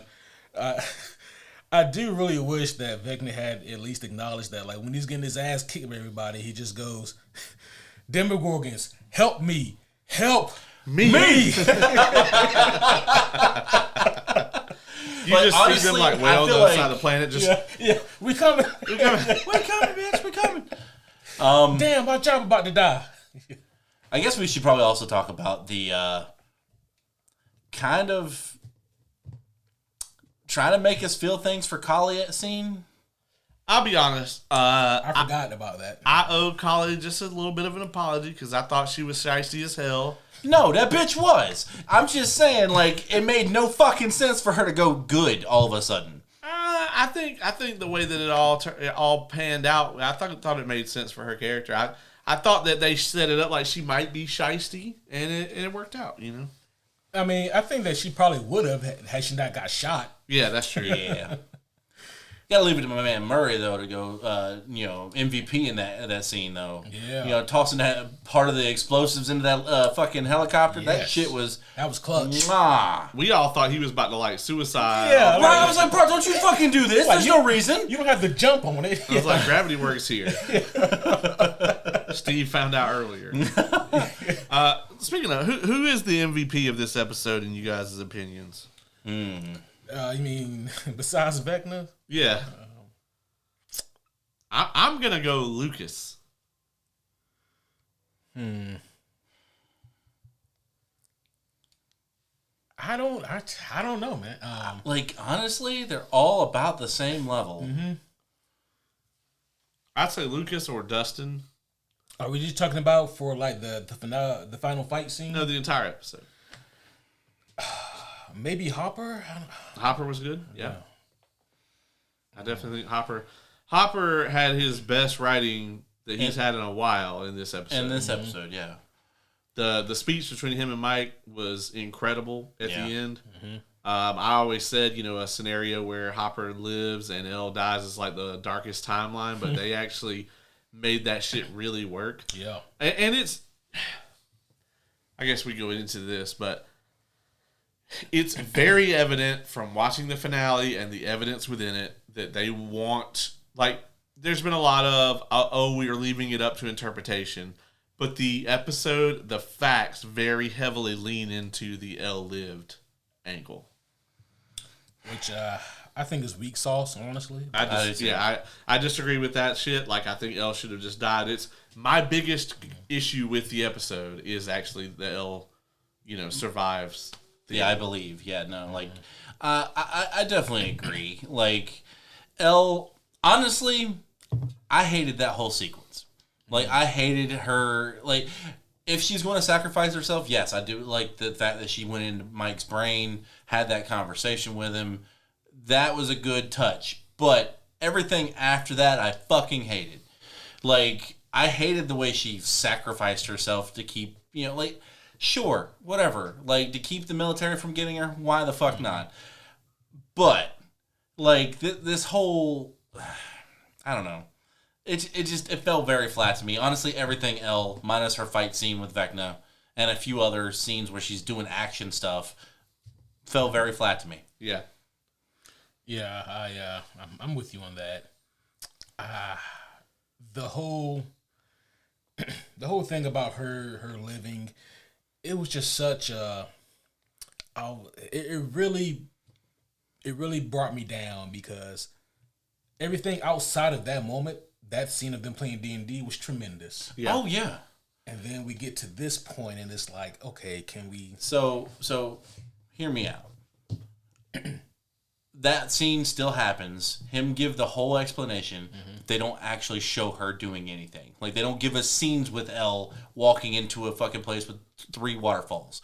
If it was evident that this was just Mike's copium, and he represents the crying ass fans on the internet, yeah, absolutely. Mm-hmm. Then I would have accepted the fuck out of that. But the fact that they gave us scenes, and of course now people are like, how could she even use her powers if the siren things are going off? And I'm like, yeah, there's a ton of evidence. There's so much evidence that is actually a thing, and honestly, I hate that. It's very clearly an illusion. Her hand is doing the little blip thing that Collie's gave her Collie's illusion away to Dr. K that they set up. Elle's fingertips are doing that little blip. Also, people have zoomed in and realized there's no 11 tattoo on the wrist, which, Collie was always very against her being called 11. They set it up perfectly so that that's what happened. I'm not saying that plot-wise it doesn't make sense. I'm saying plot-wise it's weak as fuck. Have her die. Yep. Yeah, fuck that. And I almost wonder if maybe that was a Netflix thing where they were like, no, we want her to live. Because obviously Netflix wants to go back to the well at some point. And if you guys think that's not going to happen, y'all are fucking crazy. They've already announced a spinoff. It's going to happen. And the thing that disappoints me the most is that I know that this hasn't happened yet, but in 8 or 9 years, they're going to learn that you don't go chasing waterfalls. God damn it. You listen to the rivers and the lakes like you used to. Yeah. I definitely agree with you. Well, that song hadn't TLC. come out yet. I know. I said they're about 8-9 years too soon. And maybe it's about 11. Oh yeah. They Son saw. of a bitch. So Like she meets TLC. Got it. Holy shit! Interesting Goddamn. fact: Purple Rain has never been licensed for any television show ever. Yeah, I actually heard that. Prince wouldn't. Prince wouldn't have allowed that had he still been alive. But his estate, on the other hand, I think when they saw like what happened with Kate Bush, and Yes. they were They were like, like, yeah, you know what? Yeah, They were It like, didn't have the same effect this season, in my opinion. Like, don't get me wrong, I love Purple Rain. It's an amazing song. Great album, yeah. Oh, yeah, 100%. Yeah. But it did not have the Kate Bush effect. I don't think, like, in my opinion. Well, there's no song really that had this season that really had that kind of pull to it. I mean, they don't get me wrong, like they used some great, like the soundtrack was great. Oh, but yeah. there was nothing that really stood out as like, oh, this is incredible. You know, Well, it's not that the song isn't strong enough. It's that the moment wasn't. Yeah. Right, exactly. Yeah. Like, it just didn't hit. You the could way- tell they like wanted to get the licensing, and then they got the licensing, and they were like, oh fuck, Where are we going to put this? Oh, right there. Right. Let's put it over their scene in the montage of them. Yeah, that'll do it. I mean, and again, not saying that it wasn't a good song choice because I love Purple Rain. Oh, yeah. But yeah, I'm with you guys. It didn't hit the way that it should have, that they wanted to. Yeah. It was shocking to hear it though because of how protective the estate is Yeah. over the licensing for that. I'm afraid to play Prince on this podcast. Oh yeah. And if for some reason Mickey Mouse will just pop out of nowhere, Yeah. they'd be like, "You better turn that shit off." Huh? Oh, you going to give me my damn money? They're like, "Do you fucking own this?" Not yet. But I will. Oh shit! You just wait, huh? Yeah, so after we need to talk about this too. So the whole scene where it looks like Elle is making the sacrifice, right? Mm-hmm. I think that scene as a whole could have been shot better. I don't think that we didn't need a whole damn near 8-second slow-mo of each character looking and reaching, screaming out, "No, stop." The main two, maybe even three, should have been, it should have been Mike and Hopper, and then Joyce with Will beside her. That's it. That's all we really needed. Don't get me wrong. Yes, she's connected to every character. Yeah, I get that. But we really didn't need that. Yeah. Just, And honestly, I think they only did the Dustin shot strictly for, speculation bait. Because, they used that scene of him screaming in the military's arm in one of the trailers, and we're like, who died? oh, well, Yeah. Marvel does this all the time. They show shit in the trailers that doesn't exist at all in the movies. Exactly. They could have did that here. They could have. Yeah, like the Hulk in Wakanda. Yeah. Motherfucker ain't nowhere near there. Honestly, I think, if anything, what I think would have been really cool to see is actually Dustin holding Mike back. Because Dustin, being the one who lost someone last season who was so close to him, he could have been that comfort for Mike, or at least the rock for that moment. I think that would have been cool. Yeah. Yeah. So, you know what they wanted this scene to be, and so it's the last episode. I'll let it slide. It didn't hit. It didn't hit for me the way that I know they wanted it to, but I know what they were going for. Yeah. I don't think about it, Morty, a lot of things. I don't think about it, Morty, to the military just packing up and Going home. yeah, dapping it up with the crew and be like, it was no hard feelings. Y'all know that, right? Yeah. You're like, oh, well, she's gone, but bygones are bygones. Yeah. See you guys later. Yeah, you lost one of yours. Y'all killed several of ours. So, Yeah. Yeah, y'all killed about, 15, 20 soldiers, but I will say this show does kind of do that with the military, since the beginning. Okay, this group of ragtag people from this tiny little town caused a lot of issues for us military-wise. Case in point, Hopper had to make a deal, but it was still okay, we'll take that deal and walk away. In season 1, it's one of those things. It's But this is a little bit bigger in scale. Yeah, I agree. Like, there's a lot of murder. A lot of murder. There's a lot of things to be accounted for. There's a lot of fucking money that the military most definitely had to have spent. And there's a lot of people who will have to report to even higher ups. Listen, all I'm saying is this. Is that the military was a loose thread that the Duffers didn't want to have to deal with. Yeah. Yeah. Because in reality, the military would have left, yeah, but they would have tied up their loose ends first before they left. Exactly. They'd have been like, hey, as a matter of fact, let's push all of them in that fucking thing while it's about to blow up. Yeah. Won't be no evidence. Yeah, absolutely. They would have tied up all those loose ends. Not to mention that base in the Upside Down had to have cost billions of dollars. That's what I'm saying. All the money. That shit would have gone all the way up to the Secretary of Defense, Congress, all that shit. It would have been national news. Yeah. It's been 18 months since season 4. Yeah. That's what the timeline says. Yep. And none of that 18 months did them motherfuckers think to go to Hawkins' lab, where Dustin finds the book that explains damn near everything. Did none of them fucking think to do that? 18 fucking months. Yeah. You'd think they would have gone there. look. Don't think about it, Morty. Yeah, Thank you. I'm tired of saying it. Goddamn. Let's talk about how all the characters ended up when we got the Return of the King, epilogues, which I really enjoyed all of these, I think. Yeah, actually, yeah. I love the Joyce and Hopper Montauk nod because that was actually the original pitch for the show. Yep. Yeah, based on at least some real experiences. Yeah. Yeah, the Montauk experiences. The Duffers have said they have no interest in actually doing the spinoff. I mean, honestly, I'm good. Yeah. Like, we got it in this show. We don't need more. Yeah, I mean, so with the Duffers, how closely would they be associated with the spinoff? I think the spinoff that's currently in production is like them, 100% them. Is? I thought they'd be done with this sandbox after.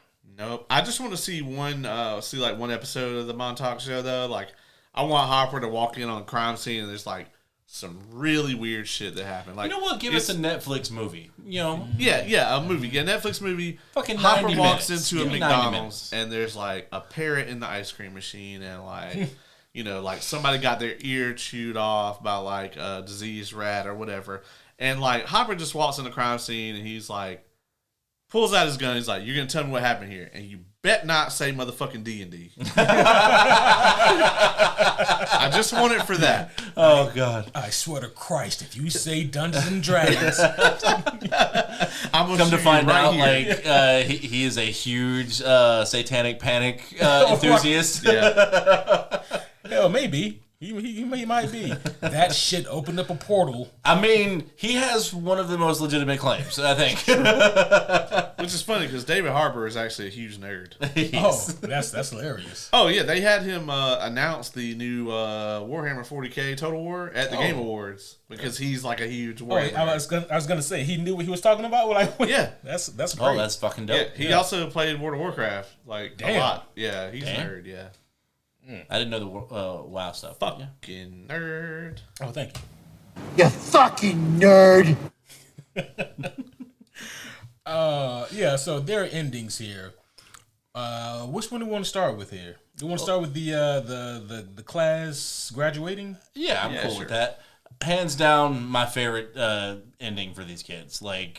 I love that fucking Dustin did exactly what Eddie said. Like, the homage to Eddie was fucking amazing. He did everything. Everything. Yeah. It was perfect. And it didn't feel forced either. Yeah, it felt very much in character for Dustin to pay homage to Eddie. Yeah. And it felt great. How many of those new Hellfire shirts you think the Hellfire lives? How many I of those need shirts one, you think Netflix has sold? Man. I fucking need one. Anyway, while we're here, you can get your very own "What the Fuck Must Be Anime" shirts Get one of those two from the merch store. That's right. Just click the link, get your shit, and you'll love it. Yeah, Trust us. Buy it. absolutely. Yeah. What the fuck must be anime? You guys have probably thought that to yourself several times. Yeah, You don't know what it is. Weird reference. Looks like some shit from a foreign country. must be anime. Must be anime. Yeah.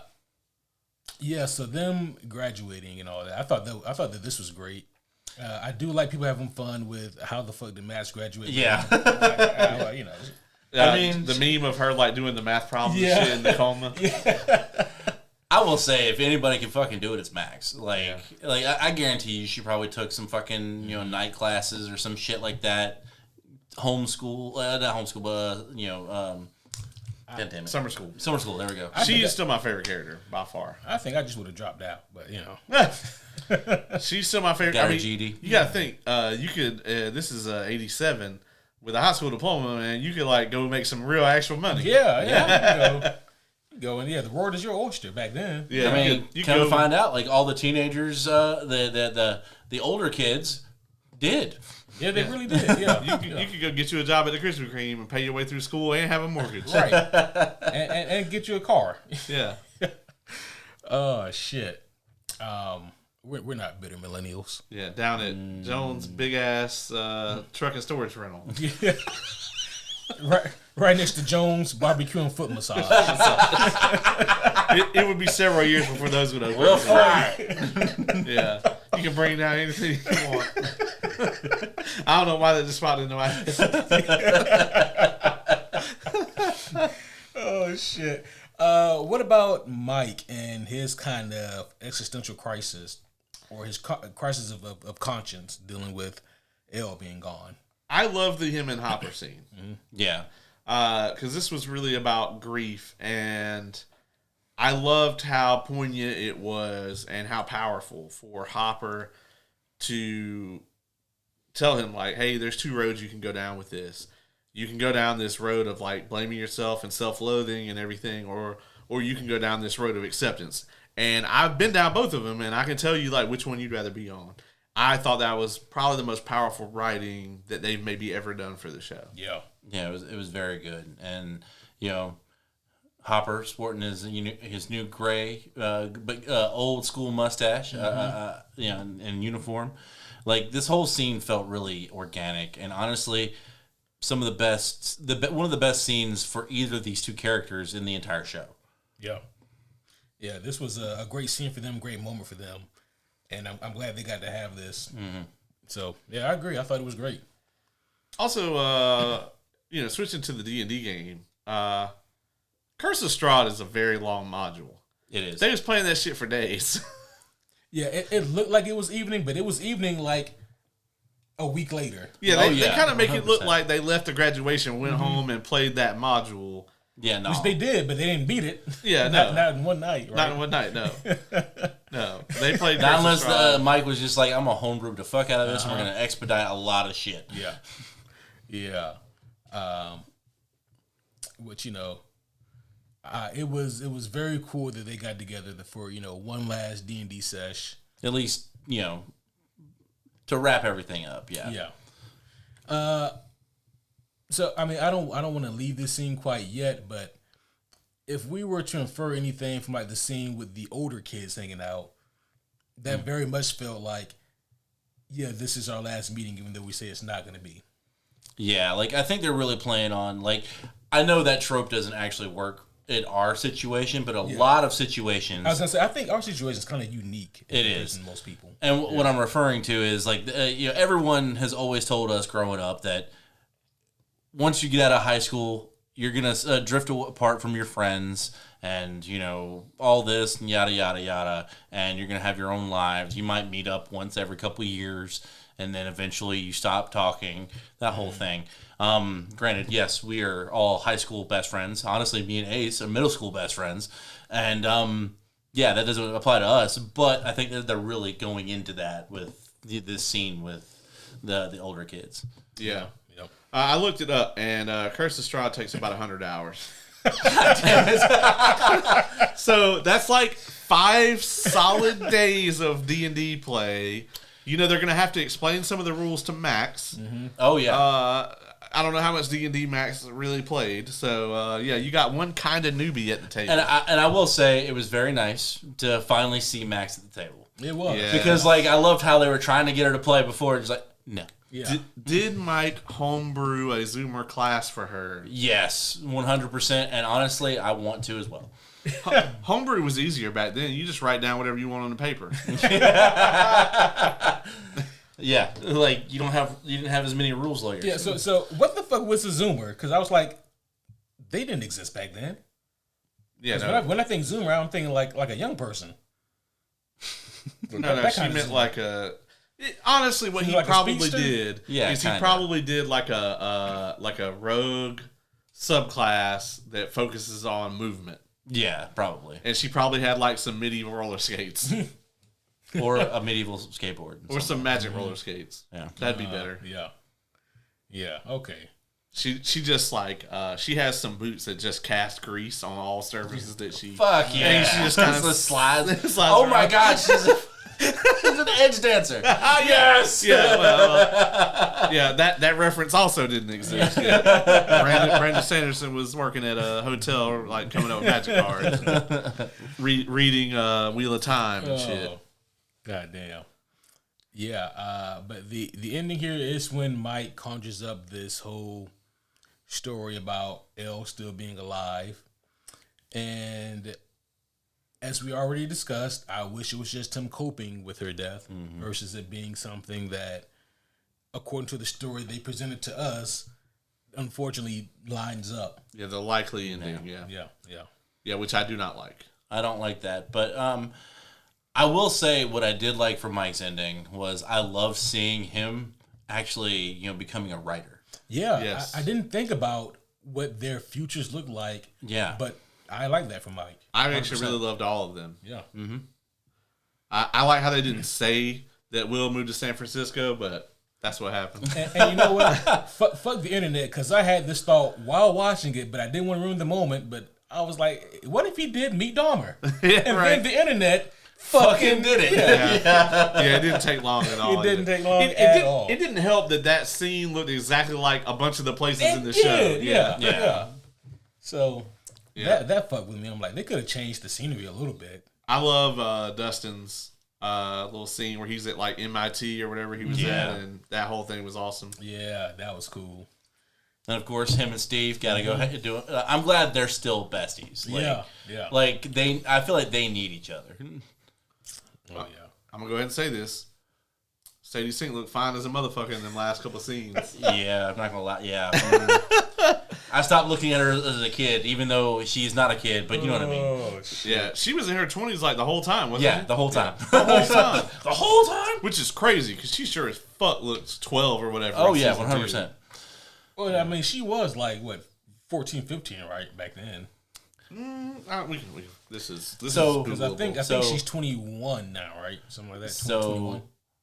I'm 23. this might give me a little flack. I don't know. I don't really care. I wasn't 100% sold on Steve's ending. she'd have been 16. Like, I don't know if I really care for him as a school teacher. As a as the high school coach. Yeah, like high school coach. It tracks. I mean, it does track, but I feel like that still put him in a box that he, like, yes, he's always kind of been that simple character that, is going to stay in the hometown. I get that. But I don't know. Like, I wanted a lot more for Steve. You wanted something, but I think that's kind of the point, though, is that he didn't want something bigger for himself. Like that's what he. Yeah, I get it. And once Dustin, gets a job as like, fucking the Secretary of Energy or whatever, he can go be his assistant. Yeah, his uniquely unqualified. And let me tell you something. As somebody who has a job that he is woefully underqualified for, the shit happens. Yeah, all the time. Yeah. Yeah. I have faith in you, buddy. Yeah, there's nothing like when you have to deal with somebody at like in a workplace scenario. Maybe not somebody you directly work with. Could be like like somebody at like another company that you interface with, and then you have to be like, I think this stupid motherfucker makes more money than I do. The first time you have that thought, man, that shit's rough. I've had that thought recently. Thank you for bringing that up. Holy shit.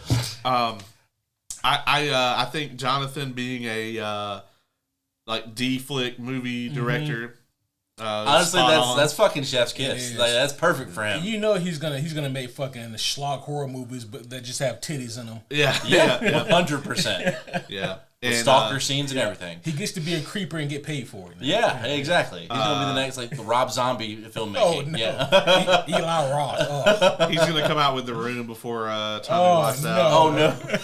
Oh no. So he's definitely most likely of them to commit suicide, right? Not to get dark on us, but man, one too many movie flops. She took out a loan to produce this one movie, he knew it was going to be a hit, fucking flop.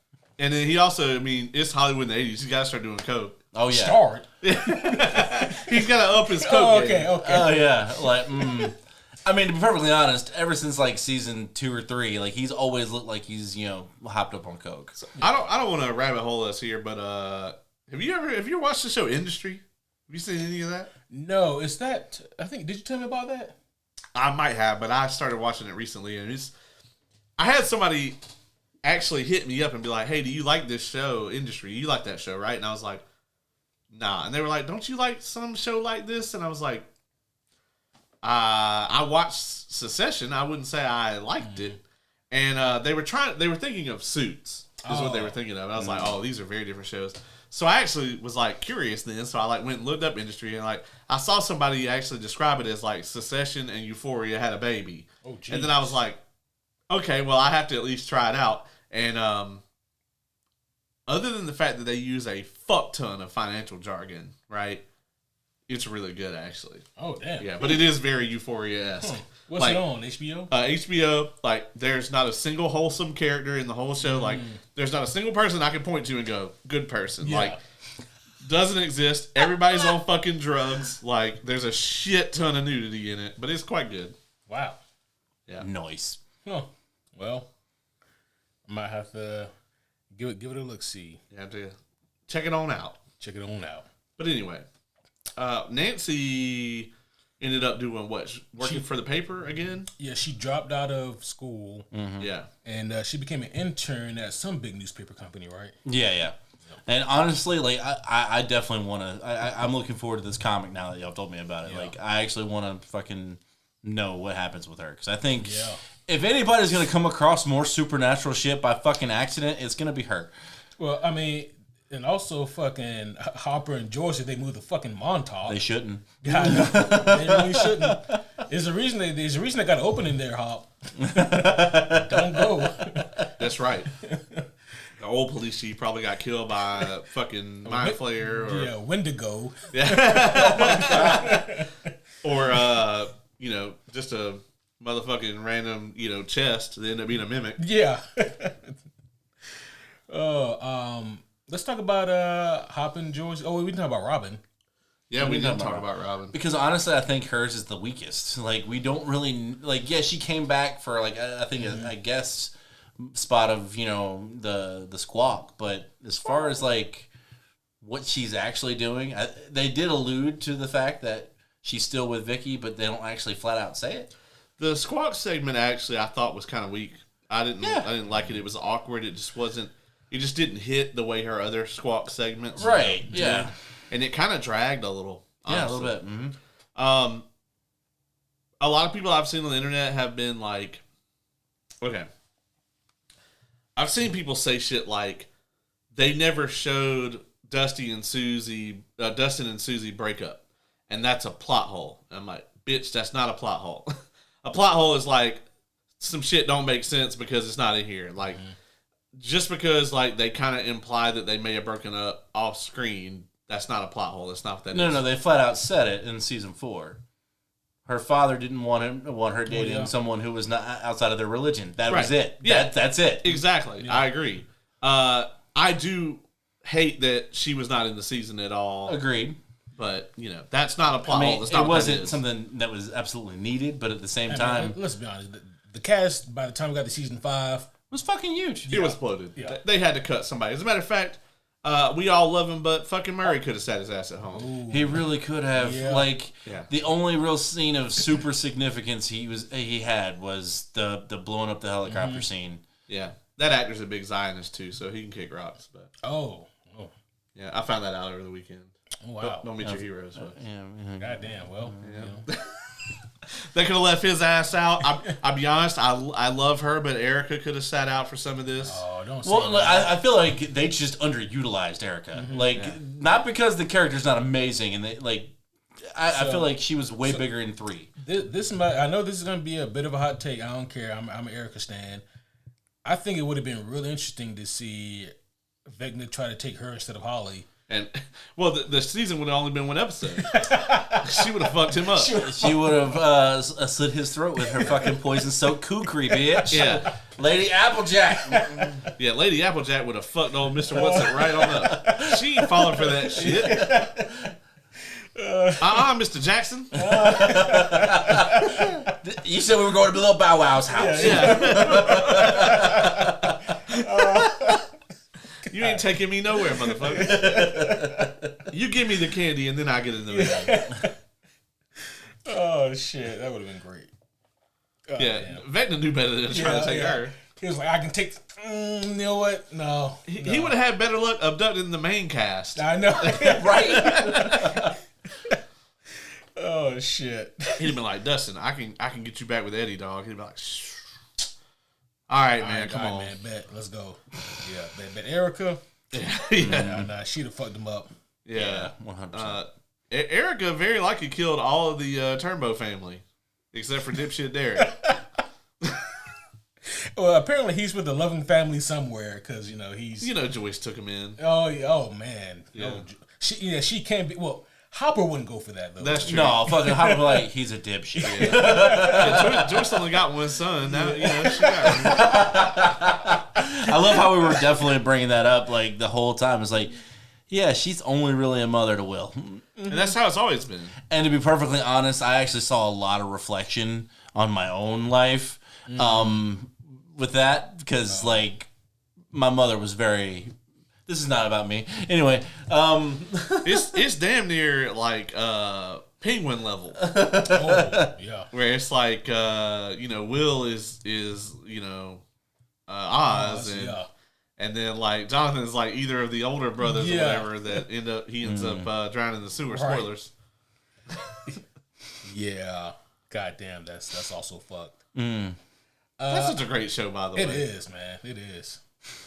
Oh, man. So, what else do we get here in this finale? Lucas and Max. Yeah. Yeah. We don't learn a whole lot about them, but, I mean, they happy. Yeah, they clearly fucking. Oh, yeah, for sure. oh, right? yeah. Yeah. Absolutely. Gotta get that leg straightened back, girl. Hey. For sure. I'm gonna end the joke there instead of choosing to continue it. Aren't we all glad we don't need a 3-ring binder for our D&D characters in 2025? That would be Bro. Can you imagine if you had to be like, 22 sessions ago, I actually found a +2 short sword. Hold on, I have it here. Right So you just start fumbling through all these fucking papers. Thank you, D&D Beyond. And it's Not like sponsored. half erased, and you're like, shit, man, is that a +7? The DM's like, no fucking way. Yeah, that's a 2, dog. That's a 2. Okay. I wrote down to 7, man. I don't know what to tell you. Yeah, it's like the DM's like, man, this shit been erased and rewritten like 5 different times. Because I kept dropping it out of my inventory and picking it back up. Back then, I mean, it's very likely that they were just doing that shit on like notebook paper. Mm-hmm. Yeah. Because I want to say it was 3.0 before you The could official just character sheet? before you could just easily get a character sheet. Like back in the day in AD&D, you would buy the book and it would have the little perforated character sheet in it. Mm-hmm. Oh, man. Yeah. And it wasn't easy to go just like make a copy. Yeah. Gee. Yeah, they didn't just have copiers just everywhere. And like I know in 5e they actually did put it in the back of the book. I think maybe to pay homage, but like no one ever fucking used that. Yeah. Well, by the time they got to 4, though, like they actually had on the website where you could just download the character sheet and print it out. Yeah. That was the whole thing, and they actually did have that, I believe, for 3.5 as well. And then for 3, people had made like you had to go on like I think Reddit would have existed. You could go on fucking Reddit or whatever, and people would make like an Excel sheet for the character sheet, and you could print that shit off. But there wasn't no official Wizards of the Coast. Wizards of the Coast didn't even own the shit back then. So Damn. That's right. Yeah. Fucking wild. Man. Again, it was really cool to see them have their one last D&D venture, at least for now. But they've all kind of seemingly gone their separate ways. Did they say Max and Lucas went off to college? Is that what happened? yeah, I think so. And Dustin also too. Yeah. I doubt they went to the same college. No. No. Dustin, honestly, I think definitely MIT. Oh, yeah, he's definitely some science shit. Yeah. Yeah. Max couldn't have got in there with her 18-month home with it. Her remedial math. She's like, excuse me, this math has letters in it. That's okay. She's like, I'm being a Spider-Man movie. It's fine. Yeah, it'd be all right. And they're about to get Batman 89 Well, that's right. in like a couple months. Yeah, like a couple months, they got Batman 89. Actually, it came out in June of 89, so it would have been the next month they're going to get Batman 89. Yeah. Or they lit it like a titty. Yeah, they're going to really like that. Yeah. Now, they're going to have to wait a while to get some other nice... Superman would already been out. Yeah, they grew up with Superman. Yeah, you so... know. That's weird, right? That there's not like a... really crazy like Christopher Reeve reference or something in it. It's true. I guess because maybe they're thinking Superman is more a remnant of a relic of the late 70s. Yeah, maybe so. But Superman Returns was pretty big. That was like 81 or 82, right? So... Yeah, that's true. Yeah. Yeah, that is a good point though. That and also probably I don't know what the red tape is on them using certain references. No, that's true. Yeah. I guess it would be different in like a year or so where Netflix is going to own all that shit. Yeah. But Yeah. when did Quest for Peace come out? Oh no. That would have been around this time, right? Oh no. Yeah. Late 80s. Yeah, I would that's say. terrible. Yeah. No, we don't need to talk about that one. Suffer through it, guys. Batman's coming. Yeah. Brighter days are ahead. If I remember correctly, 89 I think was a really good year for movies. They're all going to be like 40-something by the time they get a good D&D movie, though. Oh, jeez. Well, Damn near 50, depending on the character. a good D&D. I mean, are we talking about the most recent one, right? Yeah. There's Yeah. only one good one. Yeah. Yeah. I was about to say, like, Jeremy Irons has latched many a movie to himself and tried to drag it uphill, but he didn't succeed in that one. Hey. Aragon, any of those DCU movies he's in. What the fuck? Not the sidebars here again, but that did remind me of just a hilarious sequence of comments on a video I posted.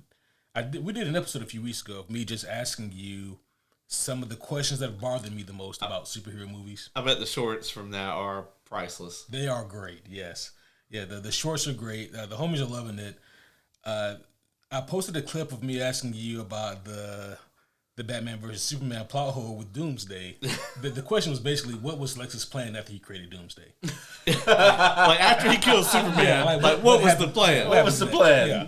Now that you have this Kryptonian death monster Yeah, I mean, it makes running sense. around on the Makes planet. sense. Good And, question. that was kind of blown up, and the homies really liked that one. And the comments range mostly anywhere from "Holy shit, how did I not think of that?" to yeah, what the fuck was going on here? And like, so the comments are great, right? And then like this one homie goes, "All right, guys, get your laughs out now before the Snyder fanboys come in here." And I was like. And I didn't really think anything of it. And then, like, the next day, there they go. Oh, well, they really shouldn't watch some of the rest of this shit. And then they were upset. Oh, They were upset as spaghetti. I was like, hey, I'm a Snyder fanboy, but how can you not? No, the Snyder stands, bro, like, they are like in Snyder We Trust. Like, they're just, I don't know, man. It's craziness. I think one of them said that, like, we don't have any comprehension skills because we don't understand this clearly elaborate plot. So, like, okay, there's levels of Snyder fandom, or not, right? There's, like, you hate the guy and everything he's ever made. There's, like, you thought 300 was good, but that's it. And then there's, like, okay, you know, you like most of the guy's shit except for Sucker Punch, you know, and I think that's where a lot of people are, right? Is everything except Sucker Punch, and then there's like you like all of his work, and then there's like another level, like the darkness where The dark. you like tell yourself the theatrical cut of Batman vs Superman was like a great movie, and the DCEU was amazing under his leadership, and all this other crazy shit. Yeah, it was just a hoot to see something come to fruition right before my eyes. The one homie said that the Snyder fanboy is gonna be here, so get your laughs out now. And then they fucking showed up. They showed up. They're gonna be hyped as fuck in 11 years when fucking Fellowship of the Ring comes out. What? The characters. It came out in 2001. Oh yeah. Yeah. Huh. Oh shit! Yeah. Yeah. I circled us back to Stranger Okay. Things. Yeah, I was I think still on the Snyder stuff. I was like, Zack Snyder's doing a remake of fucking Fellowship of the Ring. Sam, I'm like, why? That would be all. And first off, why? And then second off, why are you excited about it? I'll be honest, now that we're talking about it, I want to see it just from like a how bad it would be. Just like, Zack Snyder is going to like try to line by line recreate that shit, like Tom Bombadil, all that stuff's going to be in there. But also, the Gandalf and Saruman fight is going to be way different. It's going to be all in slow motion. I'm going to tell you now, all of the fights going to be way different. Oh, yeah, for sure. Mm-hmm. And dare I say, some of them might be too good. Yeah. Like this should not be like this. Yeah, no, absolutely not. Yeah, I'll be for real with you though. Zack Snyder, the fucking Nazgul are gonna fuck. Oh yeah, they're gonna be amazing. Mm-hmm. I'm gonna tell you this also that fucking Gandalf and Balrog fight is gonna be like 30 minutes long. Yeah, in slow motion. In slow motion. Yeah, there's gonna be a scene where like the Balrog has like the flame whip and he like goes to hit Gandalf with it, and then like it goes into slow mo and Gandalf does like a Matrix style backflip and then like hits off a magic missile at the end. You know what I'm saying? Like it's gonna be full fucking tilt. Oh yeah, that's just gonna be. It's gonna be like 15 hours long. It's not making any goddamn sense. And then when he does the Snyder cut of it, yeah. The Snyder cut is gonna be like a 25 Blu-ray box set. I think I'm with you now, Caleb. I think you sold me, my guy. Yeah. I feel like I need to see this now. Oh shit. Dave Bautista's gonna be Saruman. Oh my god. Oh no. Oh damn. Who would be his? We're done with thinking about this. Yeah, we need a whole episode where we just pitch and fan cast Zack Snyder's Lord of the Rings trilogy. Oh shit! That's goddamn. All right. What else do we have about this finale? I was gonna say we're about to supersede the length of the content here. Yeah. We already talked about Elle should have died. I really like that the new set of kids came in and started playing the D&D game. I thought that was a nice touch. Yeah. That scene where Mike turns around and looks at them and is kind of like, okay, they're continuing this on. I like that Holly's a fucking nerd. Yeah. I actually kind of want to read Mike's book when he's done. Holly is definitely gonna have the Return of the Jedi the Leia stormtrooper Imperial trooper outfit or whatever. Oh, for sure. Yeah, she's gonna love that. Yeah. I think we kind of covered everyone. Yeah, Joyce and Hop getting hitched. It's such a good thing that she said yes after Hop spent all that money hiring a band and a nice restaurant. They finally got their dinner at Enzo's. Yeah, I loved that. That whole thing, man, probably cost a cool $130. Back then, man, that's shit. 87. That's car payment easy, right? Yeah. Shit, that might be half his paycheck. Yeah. So that was nice, and I love how they kind of left it up in the air as to whether or not they're going to move to Montauk or not. Yeah. For me, that's kind of like saying, are they going to have a happy, peaceful ending, or is shit going to pop off? Right. Yeah. I think Joyce would be done after that. Oh, yeah. She'd be like, nope. I'm not going through this shit again. Nope. Yeah. We're leaving. They're fucked. Sorry. Are we ready to score this thing and give our final thoughts about Stranger Things as a series? Yeah, let's do it. Okay. I'll go first. Yeah, I think it's you your went first turn to last time. start. Yeah. I'm very big on holding a series or an entity to the standards that they set for themselves and the rules they set for themselves. So when Star Wars, which is always taking itself seriously, suddenly becomes slapstick nonsense, I take great umbrage with that. However, when a show like this that's always just been about kind of this, modern translation of the Goonies, right? It's always been fun. There's always been plot issues, but it's always been character driven, and I've always had a good time with it. I don't think they ever wavered from that. I think they nailed it with different levels of execution. I think when you talk to some people, I'm a big season 2, season 4 guy. There's some people that swear by season 3, and I think it's the worst season. But there are some people that think that it is just peak fucking TV. So I think there's a little bit for everyone here. This is one of the most popular TV shows of all time. I don't think the streaming numbers on the finale are out yet, but Volume 2 within a week had more views than the Super Bowl. Yay, nerds. It's the most watched English series in the history of Netflix. And a matter of fact, the only thing that's ever topped it in any language is Squid Games, and that's just because that was a global phenomenon that just took off and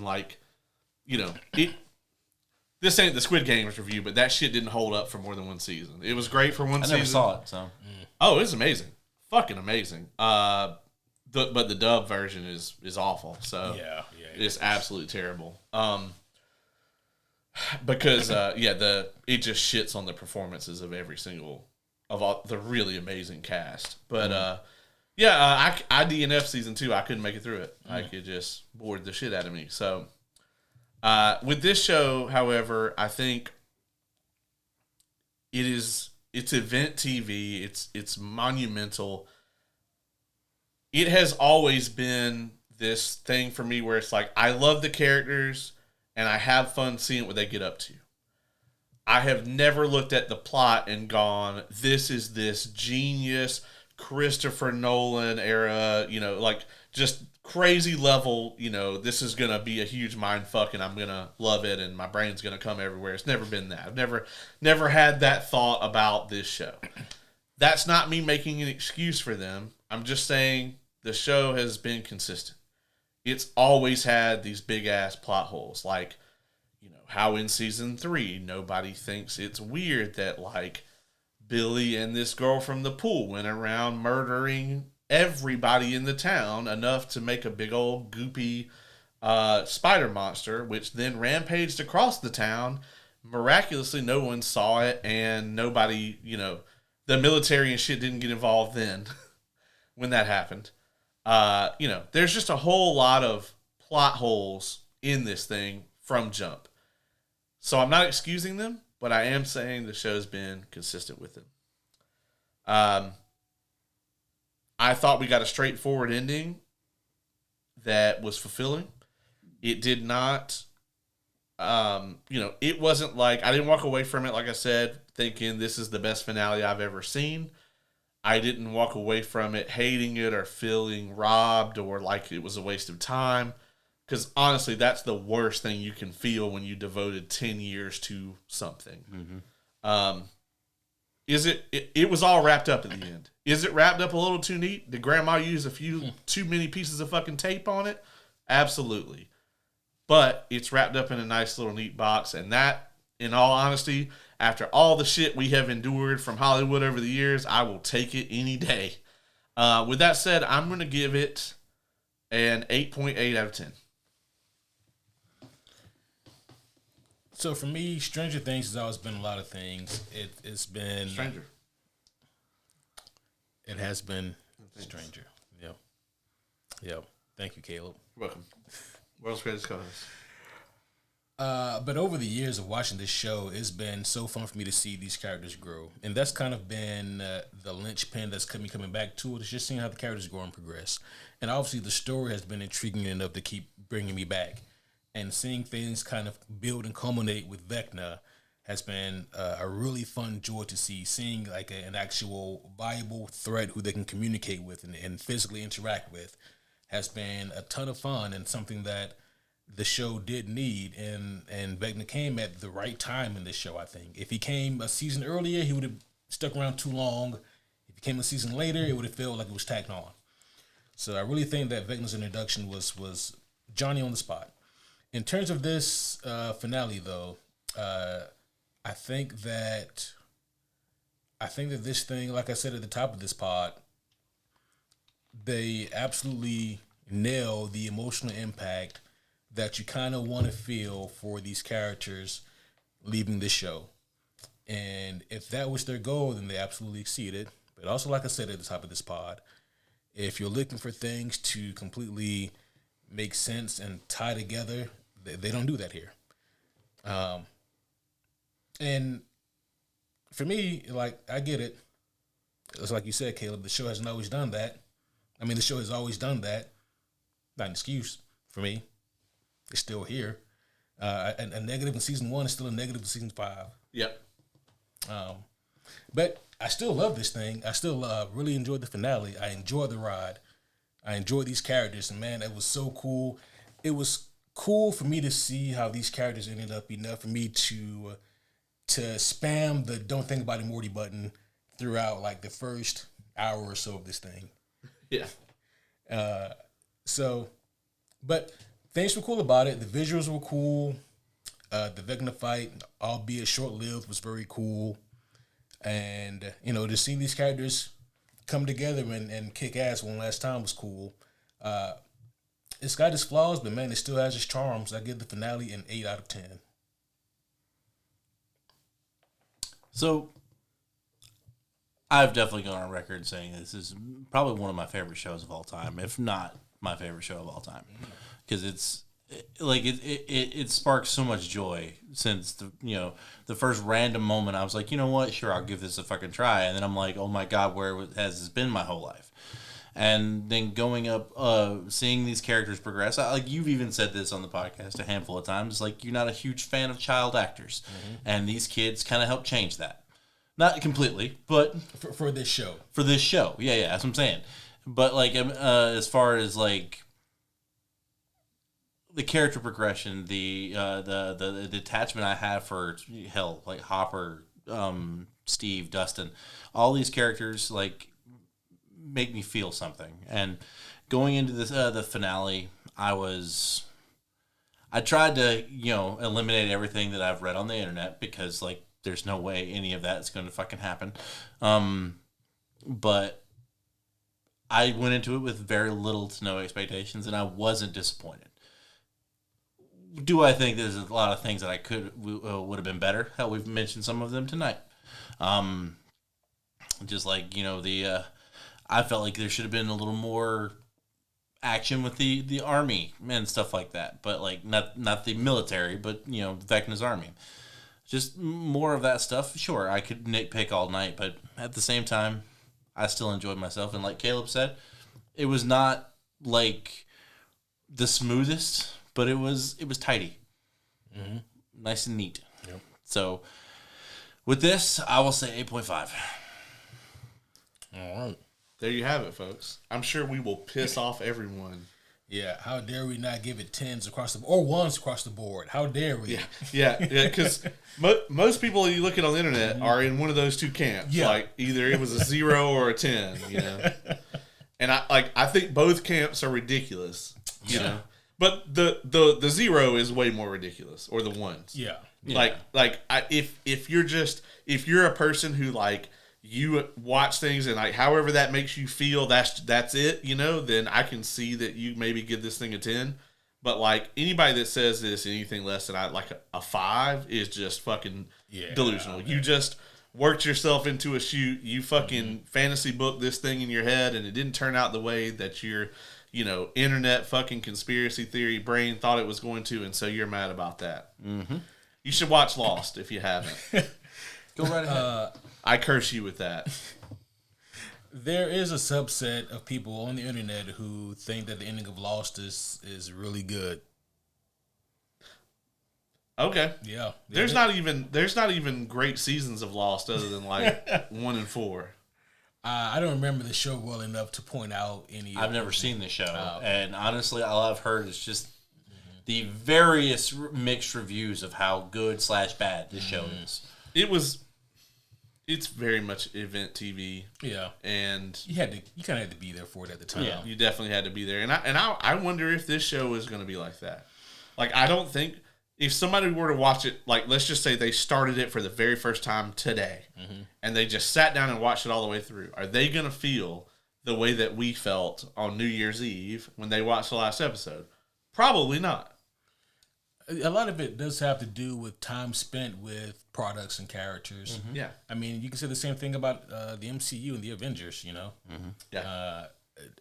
If you were to sit down right now and watch the entirety of the MCU up to Endgame, seeing Cap hold Mjolnir, would that feel the same as if you watched Captain America 1 back in 2010 and then in 2019 seeing him swing Mjolnir, Probably not.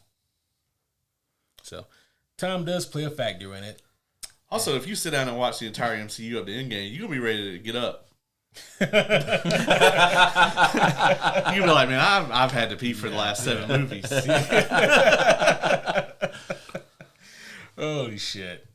Well, there you have it, folks. Stranger Things has come to a close. Do we think that any of these characters will appear in the spinoff? At most, like all right, this is wishful thinking. Maybe a cameo here and there, because they're not gonna not.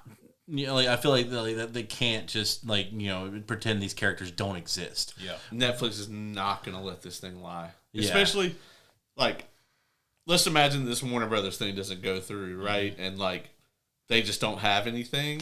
Oh man, it won't take long.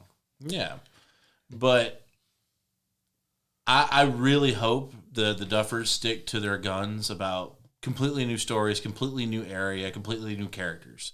Yeah, 100%. Do you think they go with another group of kids, or do they do something different entirely? I think that they'll go with a group of kids. I think maybe they might go a little bit older because whatever they do, it's going to still take forever to come out. There's no way that they're not going to do like The Pit and actually have another season ready the next year. It's just not going to happen. Premieres tonight. It does. It does premiere tonight, season 2. Yeah. I think they're doing weekly though, so I think I might try real fucking hard to not watch that shit and binge it, because if I had to watch The Pit weekly, I think I'd go fucking insane. Yeah, because when you told me about it, I think the show had completed, so I was able to kind of just Same. Yeah. I didn't watch it until months later. Yeah. But the way that show is it doesn't even Netflix streaming fucking you know how most streaming services that want you to binge some shit, they'll be like a cliffhanger and then they'll roll the credits or whatever, and then they'll resolve it either in the first immediate next scene, or they'll blue balls you until the middle of the episode before you have to find out what happened. This show doesn't even do that shit. It'll just be we in the middle of a conversation be like, hey man, what time you coming in tomorrow? And then they just fucking cut that shit off. Yeah. God damn. Yeah.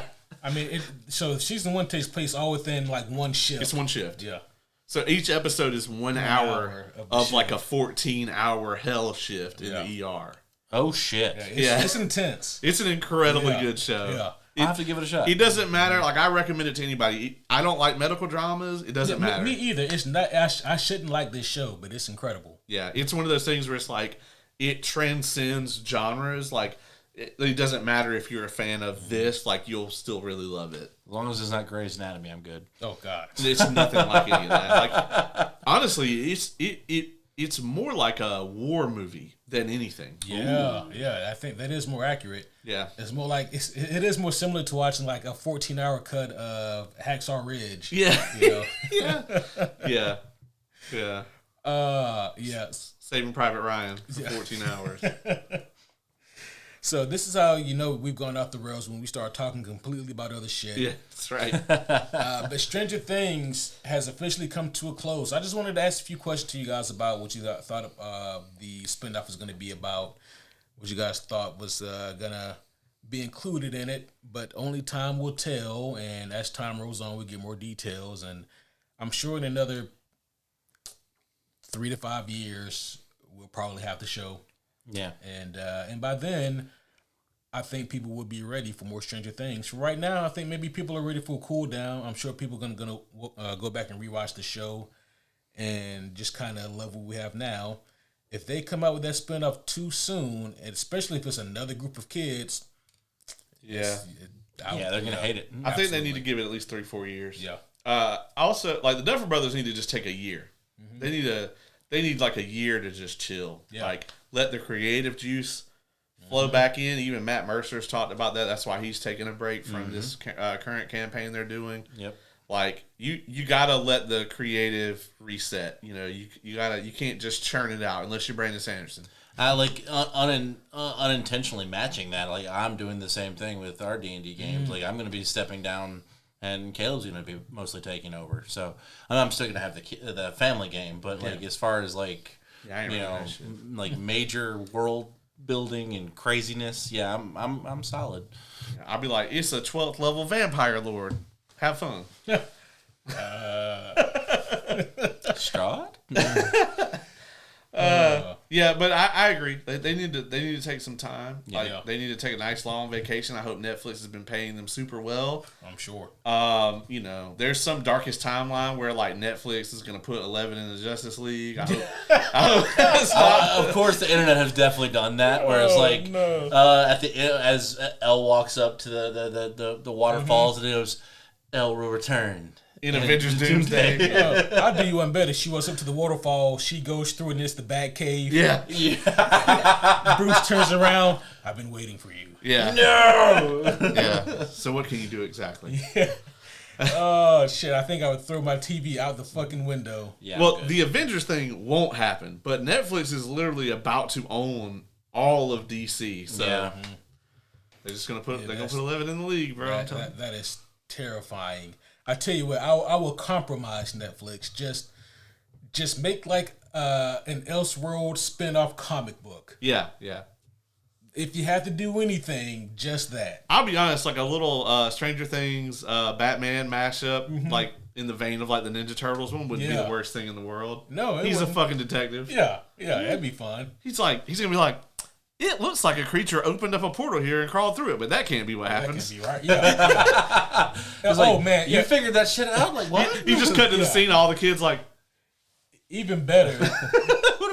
Even better, he's got to bring Damien with him because Damien's about the same age as the kids. No, Elle will kill Damien. Oh my God. I would love that. Oh shit! If you do that, I will buy it and we will read it and review it on this podcast. You just cut to Max beating Damien with a skateboard. Oh shit! Because no one there would like Damien. No, because he's just a pretentious asshole. Yeah, they already got one dipshit in. But this is the dipshit who can beat ass. Yeah, that's true. Yeah. Bruce would be like, Damien, I need you to infiltrate the children and see what you can find out. Sure thing, father. I heard that you peons are playing a silly game for small children. I'd like to play this game and master it and show you how it's really done. I'm gonna win at D&D. Yeah. Damien would be that guy. 100%. These cursed dice are loaded. I rolled another nat one. Give me yours. That would never happen in real life.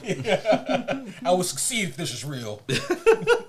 Damien it would go completely over his head. Absolutely. Yeah. All right. Well, homies, that's going to be all for this one. Hopefully you guys have enjoyed this final look at and walkthrough of Stranger Things.